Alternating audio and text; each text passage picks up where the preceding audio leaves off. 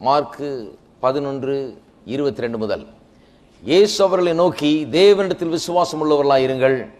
எவனாகிலும் இந்த மலையை பார்த்து நீ பெயர்ந்து சமுத்திரத்திலே தள்ளுண்டு போ என்று சொல்லி தான் சொன்னபடியே நடக்கும் என்று தன் இருதயத்தில் சந்தேகப்படாமல் விசுவாசித்தால் அவன் சொன்னபடியே ஆகும் என்று மெய்யாகவே உங்களுக்கு சொல்லுகிறேன். ஆதலால் நீங்கள் ஜெபம் பண்ணும்போது எவைகளை கேட்டுக்கொள்வீர்களோ அவைகளை பெற்றுக்கொள்வோம் என்று விசுவாசியுங்கள். அப்பொழுது அவைகள் உங்களுக்கு உண்டாகும் என்று சொல்லுகிறேன். ஜெபத்தை குறித்து போதித்து வருகிறோம் கடந்த பல வாரங்களாக. முதல்ல நாம் ஏன் ஜெபிக்க வேண்டும் என்பதை குறித்து போதித்தேன். ஏனென்றால் அது ஒரு பெரிய கேள்வி மக்கள் மத்தியில். கடவுள் எல்லாவற்றையும் அறிந்து வைத்திருக்கிறார், அப்புறம் நான் ஜெபிச்ச என்ன பிரயோஜனம்? நான் ஜெபிச்சு அவருக்கு என்ன சொல்ல போறேன்? அவர் எல்லாத்தையும் கட்டுப்பாட்டுக்குள்ள வைத்திருக்கிறார், எல்லாவற்றையும் முன்குறித்திருக்கிறார், முன்குறித்தபடியே தான் எல்லாத்தையும் செய்ய போகிறார். அவர் மாறுவதே கிடையாது. அப்படின்னா நான் ஏன் ஜெபிக்கணும்? நான் ஜெபிச்சு ஒன்றும் மாற போறது இல்லையே. அவர் நினைச்சது தான் நடக்க போகுது, நான் ஜெபிச்சது நடக்க போகல. ஆகவே நான் ஜெபிச்ச என்ன பிரயோஜனம் என்று இப்படி எல்லாம் கேள்வி கேட்டுக்கொண்டிருக்கிறார்கள். ஆகவே நாம் ஏன் ஜெபிக்க வேண்டும் என்பதை குறித்து விரிவாய் போதித்தோம். இரண்டாவது பகுதியாக இப்பொழுது விசுவாசமும் ஜெபமும் என்று போதித்து வருகிறோம். ஜெபத்திலே விசுவாசம் எப்படி கிரியை செய்கிறது என்பதை குறித்து போதித்து வருகிறேன். நான் ஆரம்பத்திலே சொல்லிவிட்டேன், விசுவாசம் தேவனுடைய வார்த்தையிலிருந்து வருகிறது. வர்றது மட்டுமில்லாமல் நம்மிடத்திலிருந்து எப்படி புறப்பட்டு போய் மலைகளை அசைக்கக்கூடியதாக அது இருக்கிறது என்று சொன்னால் வார்த்தையின் மூலமாய். வார்த்தையின் மூலமாக தான் விசுவாசமே உண்டாகுது. வார்த்தையின் மூலமாக தான் விசுவாசமே கிரியை செய்கிறது என்பதை குறித்து எடுத்து சொன்னேன். இந்த மார்க் 11ஆம் அதிகாரத்தை கடந்த 2 வாரங்களாக நாம் பார்த்து வருகிறோம். ஜெபத்திலே எப்படி விசுவாச வார்த்தைகளை உபயோகப்படுத்துவது, using words of faith in prayer. ஜெபத்திலே விசுவாசத்தின் வார்த்தைகளை எப்படி பயன்படுத்துவது? ஜெபிக்கும் போது வார்த்தைகளை தான் உபயோகப்படுத்துகிறோம், வார்த்தைகளை சொல்லி தானே ஜெபிக்கிறோம், அப்படியே மனசில் நினைச்சிக்கிட்டு ஜெபிக்கிறது இல்லை. அப்போ என்ன விதமான வார்த்தைகளை நாம் உபயோகப்படுத்த வேண்டும்? அந்த வார்த்தைகள் எப்படிப்பட்டதாக இருக்க வேண்டும்? நம்முடைய ஜெபம் வெற்றிகரமான ஒரு விதத்தில் அமைய வேண்டும் என்றால் வார்த்தைகள் ரொம்ப முக்கியம். எப்படிப்பட்ட வார்த்தைகளை உபயோகப்படுத்துகிறோம் என்பது முக்கியம். ஜெபத்தில் மட்டுமல்ல, ஜெபம் செஞ்சுட்டு அதுக்கு ஆப்போசிட்டாக பேசிகிட்டு இருக்கக்கூடாது நாள் முழுக்க. எப்படி ஜெபிக்கும் போது என்ன வார்த்தைகளை பேசுகிறோமோ அதே வார்த்தைகளை தான் மற்ற நேரத்திலும் பேச வேண்டும். இதை குறித்தெல்லாம் போதித்து வருகிறோம். இதை இன்றைக்கு தொடர்வோம். இந்த பகுதியை ஏன் வாசித்தேன் என்றால், இயேசு சொல்லுகிறார், எவனாகிலும், எல்லாரும் சொல்லுவோம் எவனாகிலும். எவனாகிலும் என்று சொன்னால் இங்கே இருக்கிற சிறியவர் பெரியவர், எத்தனை வருஷமா நீங்க விசுவாசிகளா இருந்தீங்க, அதெல்லாம் பிரச்சனை கிடையாது. சிலர் நினைக்கிறாங்க எனக்கு ரொம்ப சீனியாரிட்டி இருக்குங்க, நான் 40 வருஷமா விசுவாசின்னு. 40 வருஷமா விசுவாசிகள்லாம் சில நேரத்தில் 4 வருஷம் விசுவாசிக்கு தெரிஞ்சது கூட தெரியாம இருக்கிறத நான் பார்த்திருக்கிறேன். அதனால எத்தனை வருஷம் விசுவாசியா இருந்தோன்றது பிரச்சனை இல்லை. எவ்வளவு அறிவுள்ள ஒரு விசுவாசியா இருக்கிறோம், எவ்வளவு கர்த்தருடைய வார்த்தையை கர்த்தருடைய காரியங்களை அறிந்து புரிந்து வைத்திருக்கிறோம், அதனுடைய வெளிப்பாட்டை பெற்றிருக்கிறோம் என்பது ரொம்ப முக்கியம். இயேசு இங்கே சொல்லுகிறார், எவனாகிலும் இந்த மலையை பார்த்து நீ பெயர்ந்து சமுத்திரத்தில் தள்ளுண்டு போ என்று சொல்லி, எல்லாரும் சொல்லுவோம் சொல்லி, தான் சொன்னபடியே நடக்கும் என்று தன் இருதயத்தில் சந்தேகப்படாமல் விசுவாசித்தால், எல்லாம் சொல்லுங்க விசுவாசித்தால், அவன் சொன்னபடியே ஆகும் என்று மெய்யாகவே உங்களுக்கு சொல்லுகிறேன். சொல்லி சொன்னபடியே என்று 3 தடவை சொல்லுகிறத பற்றி வருகிறது. வாயின் வார்த்தையை பற்றி வருகிறது. ஒரே ஒரு முறை தான் விசுவாசத்தை பற்றி வருகிறது, விசுவாசிக்கிறத பற்றி. பொதுவாகவே வேத வசனம் உள்ளத்தில் விசுவாசிப்பதை பற்றி அதிகமாக பேசுறதை காட்டிலும் வார்த்தையை பேசுறதை பற்றி தான் அதிகமாக பேசி இருக்கிறது. நீங்க சும்மா ஒரு சாம்பிள் ரீடிங்க்கு வாசித்து பாருங்க, நீதிமொழிகளை வாசித்து பாருங்க, எத்தனை முறை எத்தனை வசனங்கள் வாயின் வார்த்தைகள் நம்முடைய சொல் எப்படி இருக்க வேண்டும் என்று எத்தனை முறை போதிக்கப்பட்டிருக்கிறது என்று. அப்புறம் புதிய ஏற்பாட்டை வாசித்து பாருங்க, இயேசுடைய போதனைகளை வாசித்து பாருங்க, அதிலிருந்து பிறகு பவுலுடைய போதனைகள் போங்க, பிறகு யாக்கோபு போன்றவருடைய போதனைகள் போங்க. எல்லாருடைய போதனைகளும் பார்த்தீங்கன்னா இந்த வாயின் வார்த்தைகள் எப்படி இருக்க வேண்டும் என்பதை அவர்கள் திட்டவட்டமாக சொல்லுகிறார். பவுல் சொல்லுகிறார், நான் விசுவாசித்தேன் ஆகையால் பேசுகிறேன். அதுதான் கிறிஸ்தவ வாழ்க்கை. யாக்கோபு தான் போதிக்கிறார், எல்லாருமே அதைத்தான் போதிக்கிறார்கள். பாருங்க, எபிரேய நிருபத்தில் வாசித்து பார்த்தீங்கன்னா கூட அதுதான் சொல்லி இருக்குது. 13ஆம் அதிகாரத்தில் நாம் வாசிக்கிறோம் 5ஆம் வசனத்தில், நான் உன்னை விட்டு விலகுவதும் இல்லை உன்னை கைவிடுவதும் இல்லை என்று சொல்லி இருக்கிறாரே. ஆகவே நான் கர்த்தரின் சகாயர், நான் மனுஷனுக்கு நான் பயப்படேன், மனுஷன் எனக்கு என்ன செய்வான் என்று சொல்லலாமே. பாருங்க, சொல்றதுல ரொம்ப பெரிய வேலை இருக்குது. எல்லா இடத்துலையும் இது போதிக்கப்படுகிறது வேதத்தில். இது ஏதோ ஒரு மூலையில் இருக்கிற முடுக்கில் இருக்கிற ஒரு வசனத்தை எடுத்து நான் இங்கே உபயோகப்படுத்தி கொண்டில்லை. ஆகவே இதை திட்டவட்டமாக நான் போதிக்க விரும்புகிறேன்.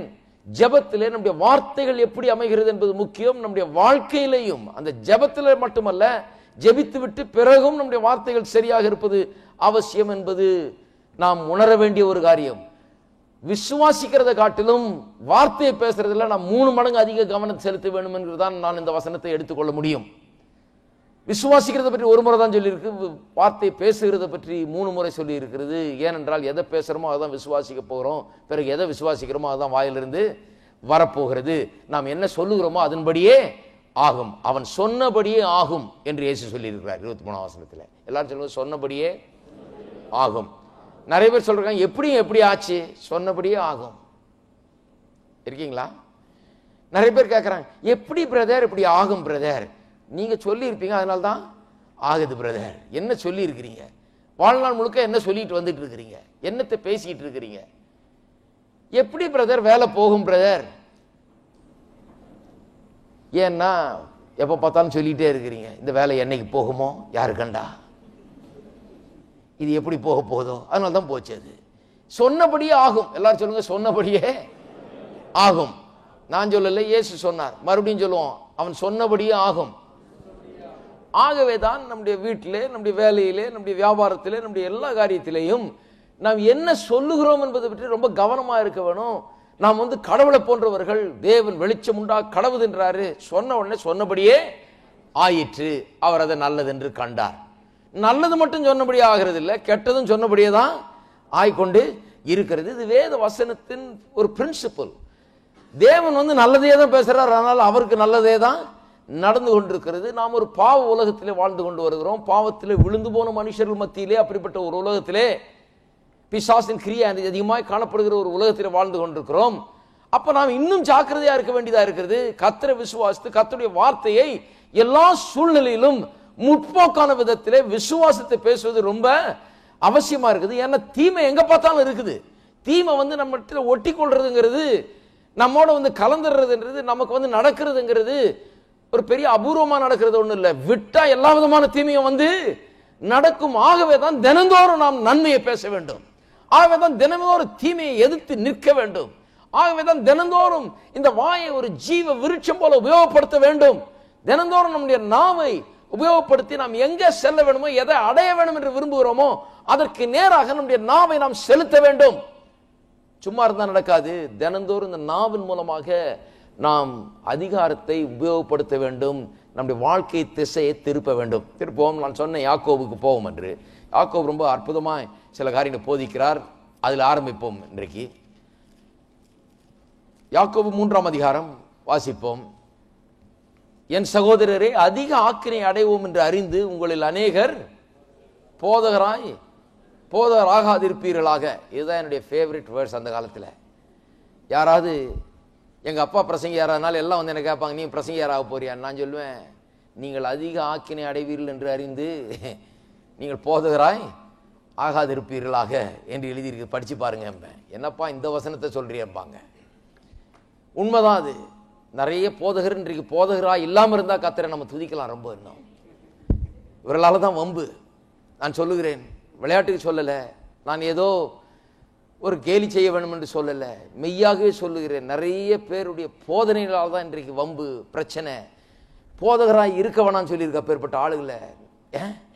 போதகராய் இருக்க வேண்டும் என்றால் இந்த வாயில என்னத்தை பேச வேண்டும் என்று தெரிந்து கொண்டவனாய், வார்த்தைகளை சூஸ் பண்ணக்கூடியவனாய், தெரிந்தெடுக்கக்கூடியவனாய். நம்ம வீட்டுக்கு ஒரு விருந்தாளியை கூப்பிட்டா எப்படி ஆகாரத்தை போய் கறியை அப்படி வாங்கி சொல்லுவாங்க இல்லையா, முன்னந்தொடையா வாங்கிட்டு வாங்க, மீனை இப்படி வாங்கிட்டு வாங்க, அப்படி வாங்கிட்டு வாங்க, அப்படி சாய்ஸ் நமக்கு ஒரு சூஸ் பண்ணி எடுக்கிறோம். எடுத்து கொண்டு கறி முதற்கொண்டு காய்கறி முதற்கொண்டு இருக்கிறதுலே பழம் முதற்கொண்டு எல்லாம் சூஸ் பண்ணி எடுத்து ரொம்ப நல்லதா கொண்டு வச்சு அவ்வளோத்தையும் சமைச்சு கொண்டு முன்னால வைக்கிறோம்.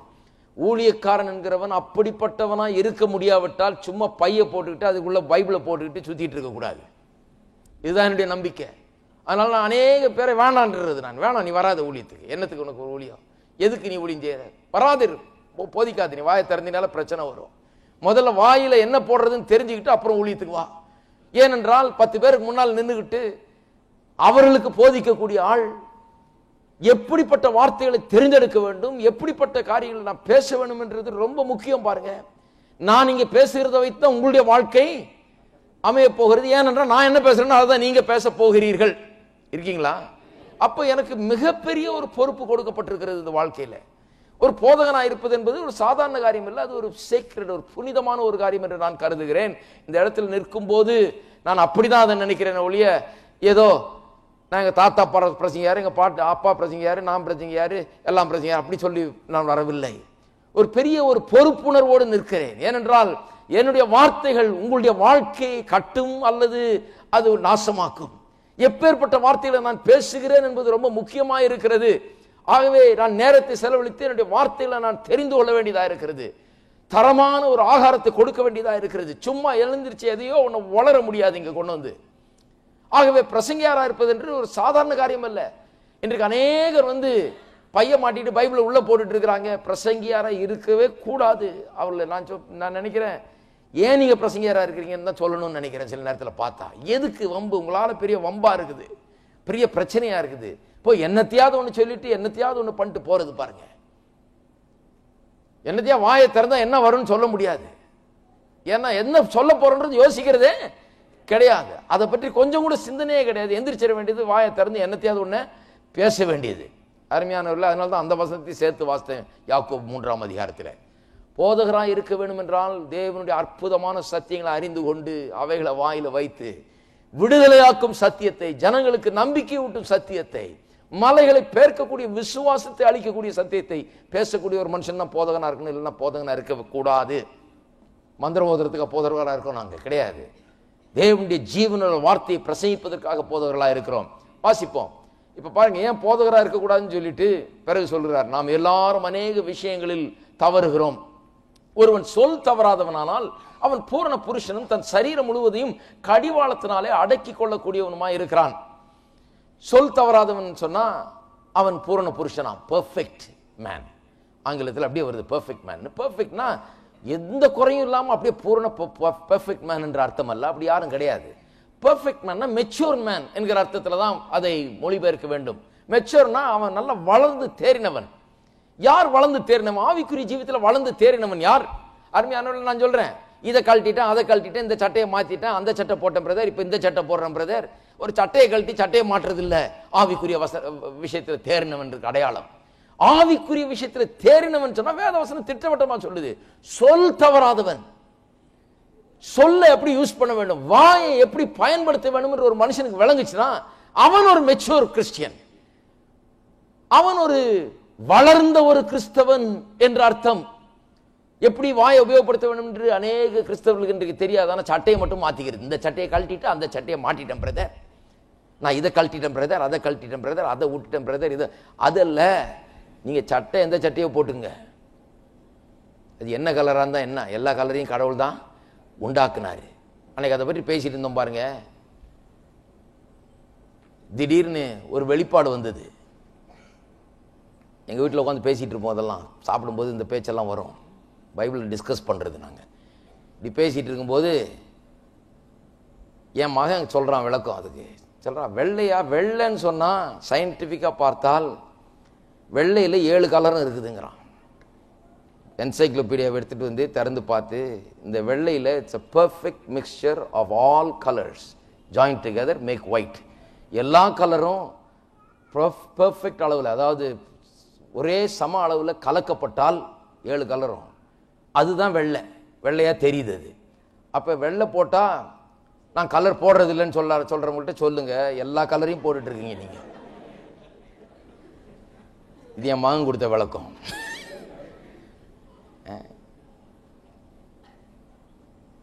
இப்பவே விளக்கம் அப்படி வருது. எல்லா கலரும் அதுல இருக்குது. நாமளாவது ஏதோ 1-2 கலர் தான் போட்டுட்டு இருக்கிறோம். இவங்க வெள்ளையை போட்டதுனால எல்லா கலரையும் மொத்தமா சேர்த்து போட்டுட்டு இருக்கிறாங்க. வெளியில தெரியும் போது அது வெள்ளையா தெரியுது, ஆனா 7 கலரும் அதுல இருக்குது, எல்லாம் இருக்குது, ஃபுல் ரெயின்போவும் அதுல இருக்குது. அதுதான் அர்த்தம். நல்லா கவனிங்க. ஆகவே சட்டையில் இல்லை இதெல்லாம். அதை பற்றி அவங்க பேசுறதுனால தான் நான் பேச வேண்டியதாக இருக்குது. சில நேரத்தில் இதையே பெருசாக சொல்லிட்டு இருக்கிறதுனால இதெல்லாம் சொல்ல வேண்டியதாக இருக்குது. இப்போ சயின்டிஃபிக்காலாம் விளக்கம் கொடுக்க ஆரம்பிச்சிருக்கிறோம். இதுக்கு தெரிஞ்சு வச்சுக்கங்க. இது எனக்கே தெரியாது, நானே கவனிக்கல. அது எனக்கே சந்தேகமாயிடுச்சு. புக் எடுத்துகிட்டு வந்து வாஸ்து காமிப்பேன், வாஸ்து காமிச்சா அப்படி தான் இருக்குது அது. ஆகவே நல்ல வளர்ந்த கிறிஸ்தவன் யார்? சொல் தவறாதவன். சொல் தவறாதவன் சொன்னா எப்படி வார்த்தையை தன்னுடைய வாழ்க்கையின் திசையை மாற்றுவதற்காக, எங்க போய் எதை அடைய வேணுமோ அதை அடைவதற்காக வார்த்தையை எந்த விதத்தில் உபயோகப்படுத்த கற்றுக்கொள்கிறான், அதை பொறுத்துதான் அவன் மெச்சூர் கிறிஸ்டியன், அவன் வளர்ந்த கிறிஸ்தவன். ஜெபம்னா என்ன? நாம் எதையோ ஒன்று அடைய விரும்புகிறோம், எதையோ ஒரு லக்கை நோக்கி போய் கொண்டிருக்கிறோம், அந்த திசையை நோக்கி போக விரும்புகிறோம், இங்க ஆரம்பிக்கிறோம் அங்க போய் முடியணும்னு நாம நினைக்கிறோம். அதுதான் ஜெபம். அதுக்காக தான் ஜெபம் பண்றோம், அதுக்காக தான் ஆண்டவரை பின்பற்றுறோம், நம்முடைய வாழ்க்கையின் லட்சியங்களை அடைய வேண்டும் என்று நாம் பார்க்கிறோம். எப்படி அடைய போறோம்? அதுதான் இங்க விஷயமே. தன் சரீரம் முழுவதையும் கடிவாளத்தினால அடக்கி கொள்ளக்கூடியவனாய் இருக்கிறான். பாருங்கள், குதிரைகள் நமக்கு கீழ்ப்படியும்படிக்கு அவைகளின் வாய்களில் கடிவாளம் போட்டு அவைகளுடைய முழு சரீரத்தையும் திருப்பி நடத்துகிறோம். குதிரை அவ்வளவு ஒரு வல்லமை வாய்ந்த ஒரு மிருகம். இதனுடைய எல்லா சக்தியும் ஒரு சின்ன கடிவாளத்தை கொண்டு நாம் அப்படியே திசையை திருப்ப முடியுது. அவ்வளவு ஒரு சக்தியோட ஓடுது அது. நீங்க எப்படி இதை திருப்பணும்னு நினைக்கலன்னா அது போற திசையில தான் வாழ்க்கை போயிடும். நம்ம போகணும். குதிரை மேல ஏறி உட்கார்ந்துட்டு ஹாய் ஹாய்னா அது பாட்டுக்கு உங்களை கொண்டு போய் எங்கேயோ கொண்டு போய் இறக்கி விட்டுரும், இல்ல தூக்கி எறிஞ்சிட்டு வரும். ஏனென்றால் அது அவ்வளவு சக்தியோட ஓடுகிறது. அது அப்படியே சீறி பாய்ந்து கொண்டு ஓடுகிற ஒரு குதிரை, அவ்வளவு சக்தி இருக்குது அதுக்கு. திசையை தான் நாம காமிக்கணும். திசை எப்படி காண்பிக்கிறோம்? இப்படி போ, லெப்ட்ல போ, ரைட்ல போனா அதுக்கு விளங்காது. லெப்ட் ரைட்னா அதுக்கு தான் கடிவாளம் என்று வைத்திருக்கிறார்கள். இந்த சிறிய கடிவாளத்தினால அவ்வளவு சக்தி வாய்ந்த ஒரு மிருகத்தை நாம் திசையை திருப்பி அந்த வேகத்தையும் அந்த வல்லமையும் நமக்கு எங்க போய் சேர வேணுமோ அதுக்கு உபயோகப்படுத்தலாம். வேகமா போலாம், சீக்கிரமா போலாம், அதனுடைய சக்தி எல்லாம் நமக்கு பயன்படுது. ஆனா ஒண்ணு, இந்த கடிவாளம் எங்க போடப்பட்டிருக்கு? வாயில கடிவாளம் போட்டிருக்கு. வாய்களில் கடிவாளம் போட்டு அவைகளுடைய முழு சரீரத்தையும் திருப்பி நடத்துகிறோம். ஒவ்வொரு வார்த்தையும் முக்கியம். திருப்பி நடத்துகிறோம். எங்க போகணுமோ அங்க போக வைக்கிறோம் அந்த குதிரையை. அப்ப குதிரை ஓட்ட தெரிஞ்சவனுக்கு ரொம்ப முக்கியமான காரியம் என்ன? இந்த கடிவாளத்தை உபயோகப்படுத்தி எப்படி திசையை திருப்புகிறது என்று. ஏன்னா நல்ல குதிரை இருக்குதுங்க, ரேஸ் குதிரைங்க. என்ன ரேஸ் குதிரை நேரம் இங்க இருந்து செங்கல்பட்டு போனோம்னா இங்க இருந்து ஆந்திரால கொண்டு போய் விட்டுரும். அது ரேஸ் குதிரை எந்த பக்கம் எந்த திசையில வேணா ஓடும். எந்த திசையில ஓட வேண்டும் என்கிறத நாம் தீர்மானித்து எப்படி இந்த கடிவாளத்தை கொண்டு திருப்ப வேண்டுமோ அப்படி திருப்ப வேண்டும். இருக்கீங்களா? நான் சொல்லுகிறேன், உங்களுடைய வாழ்க்கையும் அப்படித்தான். அதனுடைய திசையை எப்படி திருப்பது? போகிற பாதையை திசையை திருப்பி நாம் செல்ல வேண்டிய திசையை, நாம் விரும்புகிற திசையில் அதை செலுத்துவது எப்படி?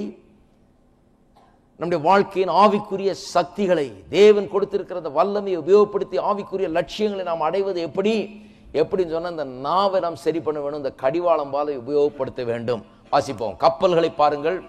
அவைகள் மகா பெரியவைகளாக இருந்தாலும் கடுங்காற்றுகளால் அடிபட்டாலும் அவைகளை நடத்துகிறவன் போகும்படி யோசிக்கும் இடம் எதுவோ அவ்விடத்துக்கு நேராக மிகவும் சிறிதான சுக்கானாலே திருப்பப்படும். நல்லா கவனிக்க வேண்டும். இந்த வார்த்தைகள்லாம் ரொம்ப முக்கியம். பாருங்க, இதை லேஸ்ல இது பண்ண முடியாது. கப்பல்களை பாருங்களாம், என்ன அருமையா சொல்றாரு பாருங்க. கப்பல் எவ்வளவு பெரிய கப்பல், எத்தனை டன், எத்தனை ஆயிரக்கணக்கான டன் வெயிட்ல அதை ஏற்றி கொண்டு போறாங்க. எந்த நாட்டுக்கு போகணுமோ எந்த தேசத்துக்கு போகணுமோ அங்க போக முடியும் இந்த கப்பலால. மகா பெரியவைகளா இருந்தாலும், அப்புறம் சொல்லப்பட்டிருக்கு கடும் காற்றுகளால் அடிபட்டாலும், எவ்வளவு பெருசா இருந்தாலும் பரவாயில்ல, எவ்வளவு காத்து அடிச்சாலும் பரவாயில்ல, அவைகளை நடத்துகிறவன் போகும்படி யோசிக்கும் இடம் எதுவோ. எல்லாம் சொல்லுங்க, போகும்படி யோசிக்கும் இடம் எதுவோ. எங்க போகணும்னு யோசிக்கிறீங்க வாழ்க்கையில? உங்க வாழ்க்கை ஒரு கப்பல் மாதிரி. சண்டே ஸ்கூல்ல எல்லாம் பாட்டு பாடுறாங்க பாத்தீங்க, என் வாழ்க்கை கப்பல், ஏசு இருக்கிறார் இந்த கப்பல்ல, நான் போயிட்டு இருக்கிறேனாக்கும் அப்படின்னு. கப்பல் எங்க போகுது? எந்த திசையை நோக்கி போகிறது? சுகத்தை நோக்கி, ஐஸ்வர்யத்தை நோக்கி, வெற்றியை நோக்கி, ஜெயத்தை நோக்கி, தேவனுடைய தீர்மானங்களை திட்டங்களை நிறைவேற்றுகிறதை நோக்கி இந்த கப்பல் செல்ல வேண்டும். இந்த வாழ்க்கை இந்த வாழ்க்கை கப்பலை நல்ல திசையிலே நாம் செலுத்த வேண்டும்.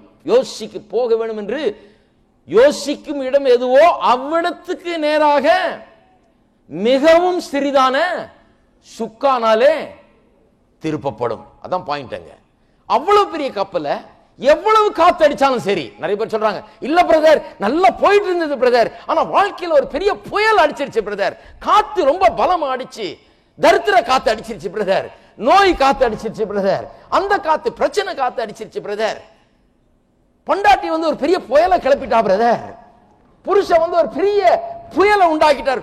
எந்த புயல் அடிச்சாலும் கவனிங்க நல்லா, எப்பேற்பட்ட புயலா இருந்தாலும், எப்பேற்பட்ட காற்று அடிச்சாலும், எவ்வளவு அலசடிப்பட வைத்தால் இந்த கப்பலை செல்ல வேண்டிய திசையிலே நான் செலுத்த முடியும். வாழ்க்கையில அப்படிப்பட்ட காற்றுகள் சில நேரத்தில் அடிக்குதா இல்லையா? சில ஸ்டார்ம் மாதிரி வருது, அப்படியே பெருசா அப்படி எழும்பி பெரிய அலை மாதிரி அடிக்குது, பெரிய காத்து மாதிரி அடிக்குது. ஆனா இந்த சுக்கானுடைய ரகசியம் தெரிஞ்சவர்களுக்கு எப்பேற்பட்ட காத்தை பார்த்தும் பயமே கிடையாது. அது அடிக்கும், அப்புறம் ஓஞ்சிரும், அது அவ்வளவுதான். இவ்வளவு பெரிய கப்பலை, இவ்வளவு சக்தி வாய்ந்த ஒரு கப்பலை ஒரு சின்ன சாதாரண காத்து என்ன பண்ண முடியும்? சுக்கானை சரியான விதத்தில் உபயோகப்படுத்த தெரிந்தவர்கள், திசையை திருப்ப தெரிந்தவர்களா இருக்கிறார்கள். எந்த திசையை போகும்படி அவர்கள் யோசித்து வைத்திருக்கிறார்களோ, தீர்மானித்து வைத்திருக்கிறார்களோ, அவளுடைய ஜெபம் எதுவோ, அவளுடைய வேண்டுதல் எதுவோ, அவளுடைய விருப்பம் எதுவோ, அந்த திசைக்கு நேராக தன்னுடைய வாழ்க்கையை எப்பேற்பட்ட காற்று புயல், எப்பேற்பட்ட வாழ்க்கையின் புயல்கள் அடித்தாலும் அந்த திசைக்கு நேராக திருப்ப முடியும். ஆகவே பெரிய காத்து பிரதர், பெரிய புயல் பிரதர்லாம் பேசக்கூடாது. அதை விட அவ்வளவு பெரிய காத்தையும் புயலையும் சமாளிக்கிறதுக்கு, வாழ்க்கையின் பிரச்சனைகளை எல்லாம் மேற்கொள்வதற்கு, எல்லா புயல்களையும் காற்றுகளையும் சமாளித்து இவ்வளவு வெயிட்டையும் தாங்கி அந்த சரியான திசையில செலுத்துவதற்கு தேவன் ஒரு சிறிய கருவியை உங்கள் வாயிலே வைத்திருக்கிறார். இருக்கீங்களா? நிறைய பேர் சொல்றாங்க, பிரதர் ஜெபம் பண்ணுங்க பிரதர். என்ன ஜெபம் பண்ணுங்க? பெரிய புயல் பிரதர், வாழ்க்கையில ஜெபம் பண்ணுங்க பிரதர். இங்க வந்து அதை சொல்றது, அப்புறம் அடுத்த மீட்டிங் நீங்க போய் அதையே சொல்லிட்டு இருக்கு. பெரிய புயல் பிரதர், ஜெபம் பண்ணுங்க பிரதர். பெரிய புயல் பிரதர். கப்பலை ஓட்டுகிற மாலுமி ஃபோன் பண்ணி ஊர்ல இருக்கவங்கள்ட்ட கொஞ்சம் ஜெபம் பண்ணுங்க புயலா இருக்குது, கொஞ்சம் ஜெபம் பண்ணுங்க புயலா இருக்கு. அதே மாதிரி ஊழியக்காரலாம் பாருங்க, நீங்க ஃபோன் பண்ணுங்க, நான் ஜெபம் பண்றேன். அவரும் நான் அதுக்குன்னே ஃபோன் வச்சுட்டு உட்கார்ந்துட்டு இருக்கிறேன். நீங்க சொன்னீங்கன்னா நாங்க உடனே உங்களுக்காக இங்க இருந்து ஜெபம் பண்ணி உங்கள் வாழ்க்கையை அப்படியே நடத்திடுறோமாக்கும். இதெல்லாம் பாருங்க, நான் வந்து இதை விளையாட்டுக்காக சொல்லலை, இதை வந்து நான் ஒரு பெரிய சீரியஸ்னஸோட சொல்லுகிறேன். ஏன்னா இங்கே சபைக்கு வர்றவங்க சத்தியத்தை தெரிந்து கொள்ள வேணும். எங்கேயோ ஒரு இருக்கிற ஆள் ஃபோனில் ஜெபம் பண்ணி உங்களுடைய வாழ்க்கையை நடத்துறது இல்லை, அப்படி வேதம் சொல்லவில்லை. இருக்கீங்களா? அவர்கிட்ட ஃபோன் பண்ணீங்கன்னா அவர் ஃபோன் பண்ணி கர்த்தர் உங்களுடைய வாழ்க்கையை சரியாக நடத்துறதுக்கு அவர் அங்கேருந்து அங்கே தான் சுவிட்ச் இருக்குதாக்கும், அவர் அங்கேருந்து ஸ்டேரிங் வீலை திருப்பிட்டு இருப்பார், இங்கே உங்கள் வாழ்க்கை கரெக்டாக போகணும் எங்கே எழுதியிருக்குது? நான் என்ன வசனம் வாசித்து காமிச்சேன்? உங்க கையில கர்த்தர் கொடுத்திருக்கிறாரு. இருக்கீங்களா? சுக்கான உங்க கப்பல்ல இருக்குது, உங்க வாழ்க்கையில இருக்குது, உங்ககிட்ட கர்த்தர் கொடுத்திருக்கிறாரு. அப்படி கொடுத்திருக்கும் போது நீங்க என்ன பண்ண வேண்டும்? இதை யூஸ் பண்ண வேணும். அங்க போன் பண்ணி சொன்னா அவங்க என்ன பண்ணுவாங்க? தரையில இருக்கவங்க என்ன பண்ணுவாங்க? பிளேன்ல போயிட்டே இருக்கிறான், அவங்க காத்தடிக்குதுன்னா இவன் தரையில இருக்கிறவன் என்ன பண்ண? தரையில இருக்க ஒண்ணும் பண்ண முடியாது. இவன் அதை கண்ட்ரோல் பண்றதுக்கு அவனுடைய விமானத்திலேயே கருவிகள் இருக்கிறது, அங்கேயே அவனுக்கு செய்ய முடியும். அதை அப்பேற்பட்ட ஒரு அற்புதமான கருவிதான் இந்த நாவு என்பது. கர்த்தர் அதை நம்முடைய வாயில வைத்திருக்கிறார். ரொம்ப தூரத்தில் இல்லைங்க. நீங்க போய் போனை தேடி பண்ணி இல்ல லெட்டரை எழுதி போட்டு அது போய் சேர்ந்து வந்து அதுக்குள்ள ஆள்ரு என்ன ஆகுமோ தெரியாது. தான் பிரச்சனை கிறிஸ்தவர்களுக்கு. சொன்னா என்ன சொல்றாங்க? அவர் வந்து அதெல்லாம் பிடிக்காதுங்க. அவருக்கு என்ன சொல்றாங்க? என்ன பிடிக்காது? முட்டாள்தனம் பிடிக்காது எனக்கு, அவ்வளவுதான், வேற ஒண்ணும் இல்லை. அவர் அதெல்லாம் வேணாம் பாருங்க. எதெல்லாம் வேணான்றார்? எதை நல்லது வேணான்னு நான் இந்த மாதிரி முட்டாள்தனமான விதத்தில் வாழ்க்கையை அமைத்துக் கொள்ளக்கூடாது. யாரோ ஒருத்தர் பாவம் ஆண்டவரை தெரியாதவங்க, அவங்க ஒரு ஃபோன் பண்ணுறாங்க, அவங்க ஜெபம் பண்ணுறாங்க, அவங்க சில உதவிகளை செய்கிறாங்க, அது ஓகே. ஆனால் இயேசுவை அறிந்து கொண்டு இயேசுவை இரட்சகராய் ஏற்றுக்கொண்டு ஆவியை பெற்று தேவனுடைய ஜனமாக இருக்கிற நாம் அப்படி வாழக்கூடாது என்பதுதான் வேத வசனத்தின் போதனை. அதுதான் போதிச்சிட்டு இருக்கிறேன்.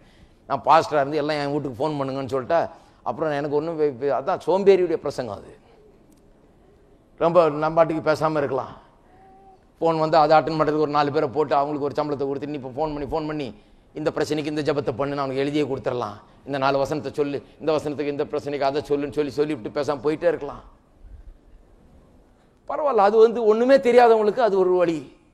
ஆனால் நம்மளாம் ஒன்றுமே தெரியாதவர்களா? ஒன்றுமே தெரியாதவர்களுக்கு அது உதவி செய்யறதுக்காக அதை வச்சிருக்காங்க, செய்யட்டும், எனக்கு ஒன்றும் பிரச்சனை இல்லை. ஆனால் சபையில் இருக்கிற விசுவாசிகள் அப்படி இருக்கக்கூடாது. அருமையானவர்களே, சபையில் வந்த உடனே நாம் போதிக்க வேண்டியது என்ன? இந்த நாவை பற்றி நாம் போதிக்க வேண்டும். இதுதான் உங்களுடைய வாழ்க்கையின் திசையை திருப்ப போகுது. எங்கே போக வேண்டும் என்று தீர்மானித்திருக்கிறீர்கள்? உங்களுடைய லட்சியம் என்ன? உங்களுடைய லக்கு என்ன? எந்த திசையில போக விரும்புகிறீர்கள்? இப்போ தரித்திரத்தில் இருந்தா நீங்க செழிப்பின் திசையில, வெற்றியின் திசையில போக விருப்பமா? எப்படி வாழ்க்கை அந்த திசையில திருப்புறது? எப்படி உங்களோட குடும்பத்தை இந்த திசையில போறதை விட்டு அடுத்த திசைக்கு திருப்புவது? நோய் அது இதுன்னு பிரச்சனையா, இல்ல வாழ்க்கையில சந்தோஷம் இல்லாம இருக்கா, குடும்ப பிரச்சனையா, என்னவா இருந்தாலும் சரி, வாழ்க்கை எப்படி இது இருக்கிற போய்கிட்டு இருக்கிற திசையிலிருந்து திருப்பி நீங்க செல்ல விரும்புகிற திசைக்கு எப்படி திருப்புவது? நல்லா கவனிங்க. போய்கிட்டு இருக்கிற திசை ஒண்ணு, போக விரும்புகிற திசை இன்னொன்னு. இந்த டைரக்ஷன்ல இருந்து அந்த டைரக்ஷனுக்கு எப்படி திருப்புகிறது? அங்கே எங்கே போன் பண்ணி லெட்டர் எழுதி போட்டுட்டு இருக்கிறது இல்ல, அதை தான் பேசிட்டு இருக்கிறேன். எப்படி திருப்பணும்னா தினந்தோறும் உங்களுடைய வார்த்தைகள்னாலே அந்த திசையிலே நீங்கள் உங்கள் வாழ்க்கையை செலுத்த முடியும். இருக்கீங்களா? இன்னைக்கு இப்படி செலுத்திட்டு அப்புறம் நாளைக்கு எப்படி பேசினா இப்படி தான் போயிட்டு இருக்கும் வாழ்க்கை. கொஞ்ச நேரம் வெற்றியாகவும், கொஞ்ச நேரம் தோல்வியாகவும், கொஞ்ச நேரம் நல்லாவும், கொஞ்ச நேரம் மோசமாகவும், இப்படியே அலசரி பட்டுக்கிட்டு கடல்ல எங்க போறதுன்னு தெரியாம இப்படி போயிட்டு இருக்கும். இதுதான் நிறைய கிறிஸ்தவர்கள் பண்ணுறது. எந்த திசையில போகணுமோ அந்த டைரக்ஷன்ல கரெக்டா காம்பஸ் செட் பண்ணி இப்படிதான் போக விரும்புறேன், அங்கதான் செல்ல விரும்புறேன், குறி பார்த்து செலுத்தி கொண்டு செல்ல வேண்டும். அதனால்தான் வசனத்தை, வார்த்தையை தெரிந்து கொண்டு அப்பேற்பட்ட வார்த்தைகள் ஒரு பெரிய லட்சியத்தோடு அதை பேச வேண்டும். அதனால்தான் கிறிஸ்தவர்கள் நீங்க ரொம்ப லக்கிங்க அப்படிலாம் பேச. நான் லக்கி இல்லை, நான் பர்பஸா காம்பஸை செட் பண்ணி இந்த திசையில என்னுடைய வாழ்க்கையை செலுத்தி கொண்டிருக்கிறதுனாலே எனக்கு ஆசீர்வாதம் ஒழிய லக்குனால ஆசீர்வாதம் இல்லை. எத்தனையோ வருஷமா இந்த திசையில தான் போக வேண்டும் என்று ஒரு பெரும் முயற்சியோடு, பெரும் தீர்மானத்தோடு, ஒரு லட்சியத்தோடு, ஒரு கனவோடு அந்த திசையில வாழ்க்கையை செலுத்தி கொண்டிருக்கிறதுனால அதனுடைய பலன்களை காண முடிகிறது. இன்னும் கண்டு கொண்டே இருக்கலாம். இருக்கீங்களா? இதுக்கு லக்குக்கு சம்பந்தமே கிடையாது. இது பர்பஸ்ஃபுல் பர்சூட். ஒரு நோக்கத்தோடு இதை தொடர்ந்து சென்று கொண்டிருக்கிறேன் அந்த லட்சியத்தை அடையும்படியாக. ஆகவே நமக்கும் இந்த லக்குக்கும் சம்பந்தமே கிடையாது. அது சோம்பேறிகளுக்கு தான் லக்கு. நம்ம இந்தியாவில் பாருங்க, இந்த லக்கு ரொம்ப கிரிக்கெட் மேட்ச் முதற்கொண்டு எல்லாத்துக்கும் லக்கு தான். அவங்களுக்கு லக்கு இல்லைங்க. நம்மளுக்கு லக்கு இல்லை. நம்மளுக்கு எல்லாம் இருக்குதான், லக்கு இல்லை. நல்ல பேட்ஸ்மேன் இருக்கிறாரு, லக்கு இல்லை. நல்ல போலர் இருக்கிறாரு, லக்கு இல்லை. லக்கு இல்லை, லக்கு இல்லை. இல்லை, மனதில் ஒரு லக்கு இல்லை. அதான் எந்த திசையில போக வேணும் என்கிற ஒரு தீர்மானம் இல்லை, ஒரு டிசிஷன் இல்லை, உள்ளத்துல ஒரு உத்வேகம் இல்லை, உள்ளத்துல அந்த திசையில செல்ல வேண்டும் என்கிற ஒரு பெரிய ஆசையும் தீர்மானமும் விடாமுயற்சியும் இல்லை, விசுவாசம் இல்லை. அதுதான் பிரச்சனை. சரி, வாசிப்போம். பெரிய கப்பல் அவ்வளவு சிறிய சுக்கான். எந்த திசையில போகணுமோ அந்த திசைக்கு நம்முடைய வாழ்க்கையை செலுத்துகிறார். அதான் நாவு. அப்படியே நாவானதும் சிறிய அவயவமாயிருந்தும் பெரிய பெருமையானவைகளை பேசும். பாருங்கள், சிறிய நெருப்பு எவ்வளவு பெரிய காட்டை கொளுத்தி விடுகிறது. நாவனுடைய நெகட்டிவ் எஃபெக்டையும் இங்க கொடுக்கிறாரு. பாசிட்டிவ்ல எப்படி வேலை செய்யுதுன்னு சொல்றாரு. குதிரை அவ்வளவு சக்தியும் நீங்க உபயோகப்படுத்திக்கலாம், எங்க போகணுமோ அங்க வேகமா போறதுக்கு. அங்கே அவ்வளவு சக்தி உங்க கையில வந்துடுது. ஒரு 4 குதிரையை பூட்டி ஒரு வண்டியை ஓட்டினா ஓஹோன்னு போகும் காரு கணக்குல. உங்களுடைய சக்தி ஆயிடுது. அது எந்த திசையில போகணுமோ செலுத்தலாம். ஆனா எப்படி செலுத்தணும்னு தெரியலன்னா அது எங்கேயாவது கொண்டு போய் தள்ளிட்டு தான் வரும் இல்லையா? நாவு நெகட்டிவ் சைடையும் சொல்றாரு பாருங்க. சிறிய நெருப்பு எவ்வளவு பெரிய காட்டை கொளுத்தி விடுகிறது. நாவை தவறாக உபயோகப்படுத்தும் போது, நம் வார்த்தைகளை தெரிந்து கொள்ளாத போது, சரியான விதத்தில் தெரிந்து கொள்ளாத போது, அது தவறான வழியில் நம்முடைய வாழ்க்கையை கொண்டு போகிறது. ஒரு சிறிய நெருப்பு, அதை பற்றி இன்னைக்கு தெளிவாக சொல்ல போறேன். எவ்வளவு பெரிய காட்டை கொளுத்தி விடுகிறது. நாவும் நெருப்பு தான், அது அநீதி நிறைந்த உலகம். நெகட்டிவ்ல சொல்றாரு, நம்முடைய அவயவங்களில் நாவானது முழு சரீரத்தையும் கரைப்படுத்தி ஆயுள் சக்கரத்தை கொளுத்தி விடுகிறதாயும் நரக அக்னியினால் கொளுத்தப்படுகிறதாயும் இருக்கிறது. நிறைய விஷயம் இருக்குது இதுல. இந்த வசனங்கள்லாம் அதுதான் பாருங்க. அதுக்கு தான் பிரசங்கியார் தேவை, அதுக்கு தான் விளக்கம் தேவை, அதுக்கு தான் கோயில் தேவை. கோயில்ல சும்மா போய் சீட்டை சூடாக்கிட்டு வர்றது கோயில் இல்லை. பின்ன எப்படி சொல்றது? நிறைய பேருக்கு விளங்க மாட்டேங்குது பாருங்க. நான் போய் கோயிலில் போய் தலை காட்டிட்டு வந்துடுறேன். நிறைய பெந்தோஸ்து கிறிஸ்தவங்களும் அப்படி இருக்கிறாங்க.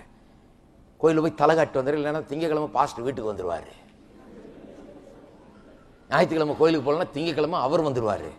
ஆகவே போய் அவர் பார்க்குற மாதிரி நான் தான் நினைப்பேன், பெந்தோஸ்து சபையில் எப்படி பாஸ்டர் எல்லாரும் தோத்தன்னு சொல்லிட்டு போகிறாங்க பாஸ்டர்கிட்ட. எதுக்கு சொல்லிட்டு போகிறேன்? நாளைக்கு வராதிங்கயான்னு அர்த்தம். நான் வந்துட்டேன் இன்னைக்கு, நாளைக்கு நீங்கள் வந்துடாதீங்க எங்கள் வீட்டுக்கு, உங்கள் தொல்லையே பெரிய தொல்லையாக இருக்குது, நான் இன்னைக்கு வந்துட்டேன்யா பார்த்துங்க என்ன அப்படின்னு சொல்லி தலையை காமிச்சிட்டு போகிறாங்க. இதெல்லாம் விளக்கம் இருக்குது பாருங்க. நான் இதை பற்றி ஒரு புக்கே எழுதலான் இருக்கேன், எதுக்கெல்லாம் நடக்குதுன்னு. உள்ள அதுதான் தலையை காமிச்சிடலாம் அவர்கிட்ட, இல்லை நாளைக்கு வந்து நிற்பார் ஏன்னு. யாரும் அப்படி பண்ண மாட்டாங்க, பயப்படாதீங்க. நான் உங்க வீட்டுக்கு வர்றதுக்கு போல நீங்க இந்த கர்த்தருடைய வீட்டுக்கு வருவது நலம். நல்லா தான் தட்டுங்களேன்.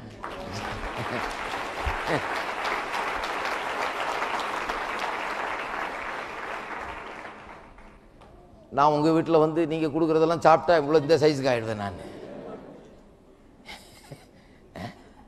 எப்போ ஒரு நேரம் வரலாம், ஆனால் அது அவ்வளோ பெரிய முக்கியம் அல்ல. நீங்கள் வந்து கர்த்தருடைய வீட்டில் வந்து உட்கார்ந்து கர்த்தருடைய வார்த்தைகளை கேட்டு பயன்பெறுவது ரொம்ப முக்கியம். பாருங்க, தப்பான ஒரு ஐடியாவை ஜனங்கள் மத்தியில் கொடுத்து வச்சிருக்கிறாங்க.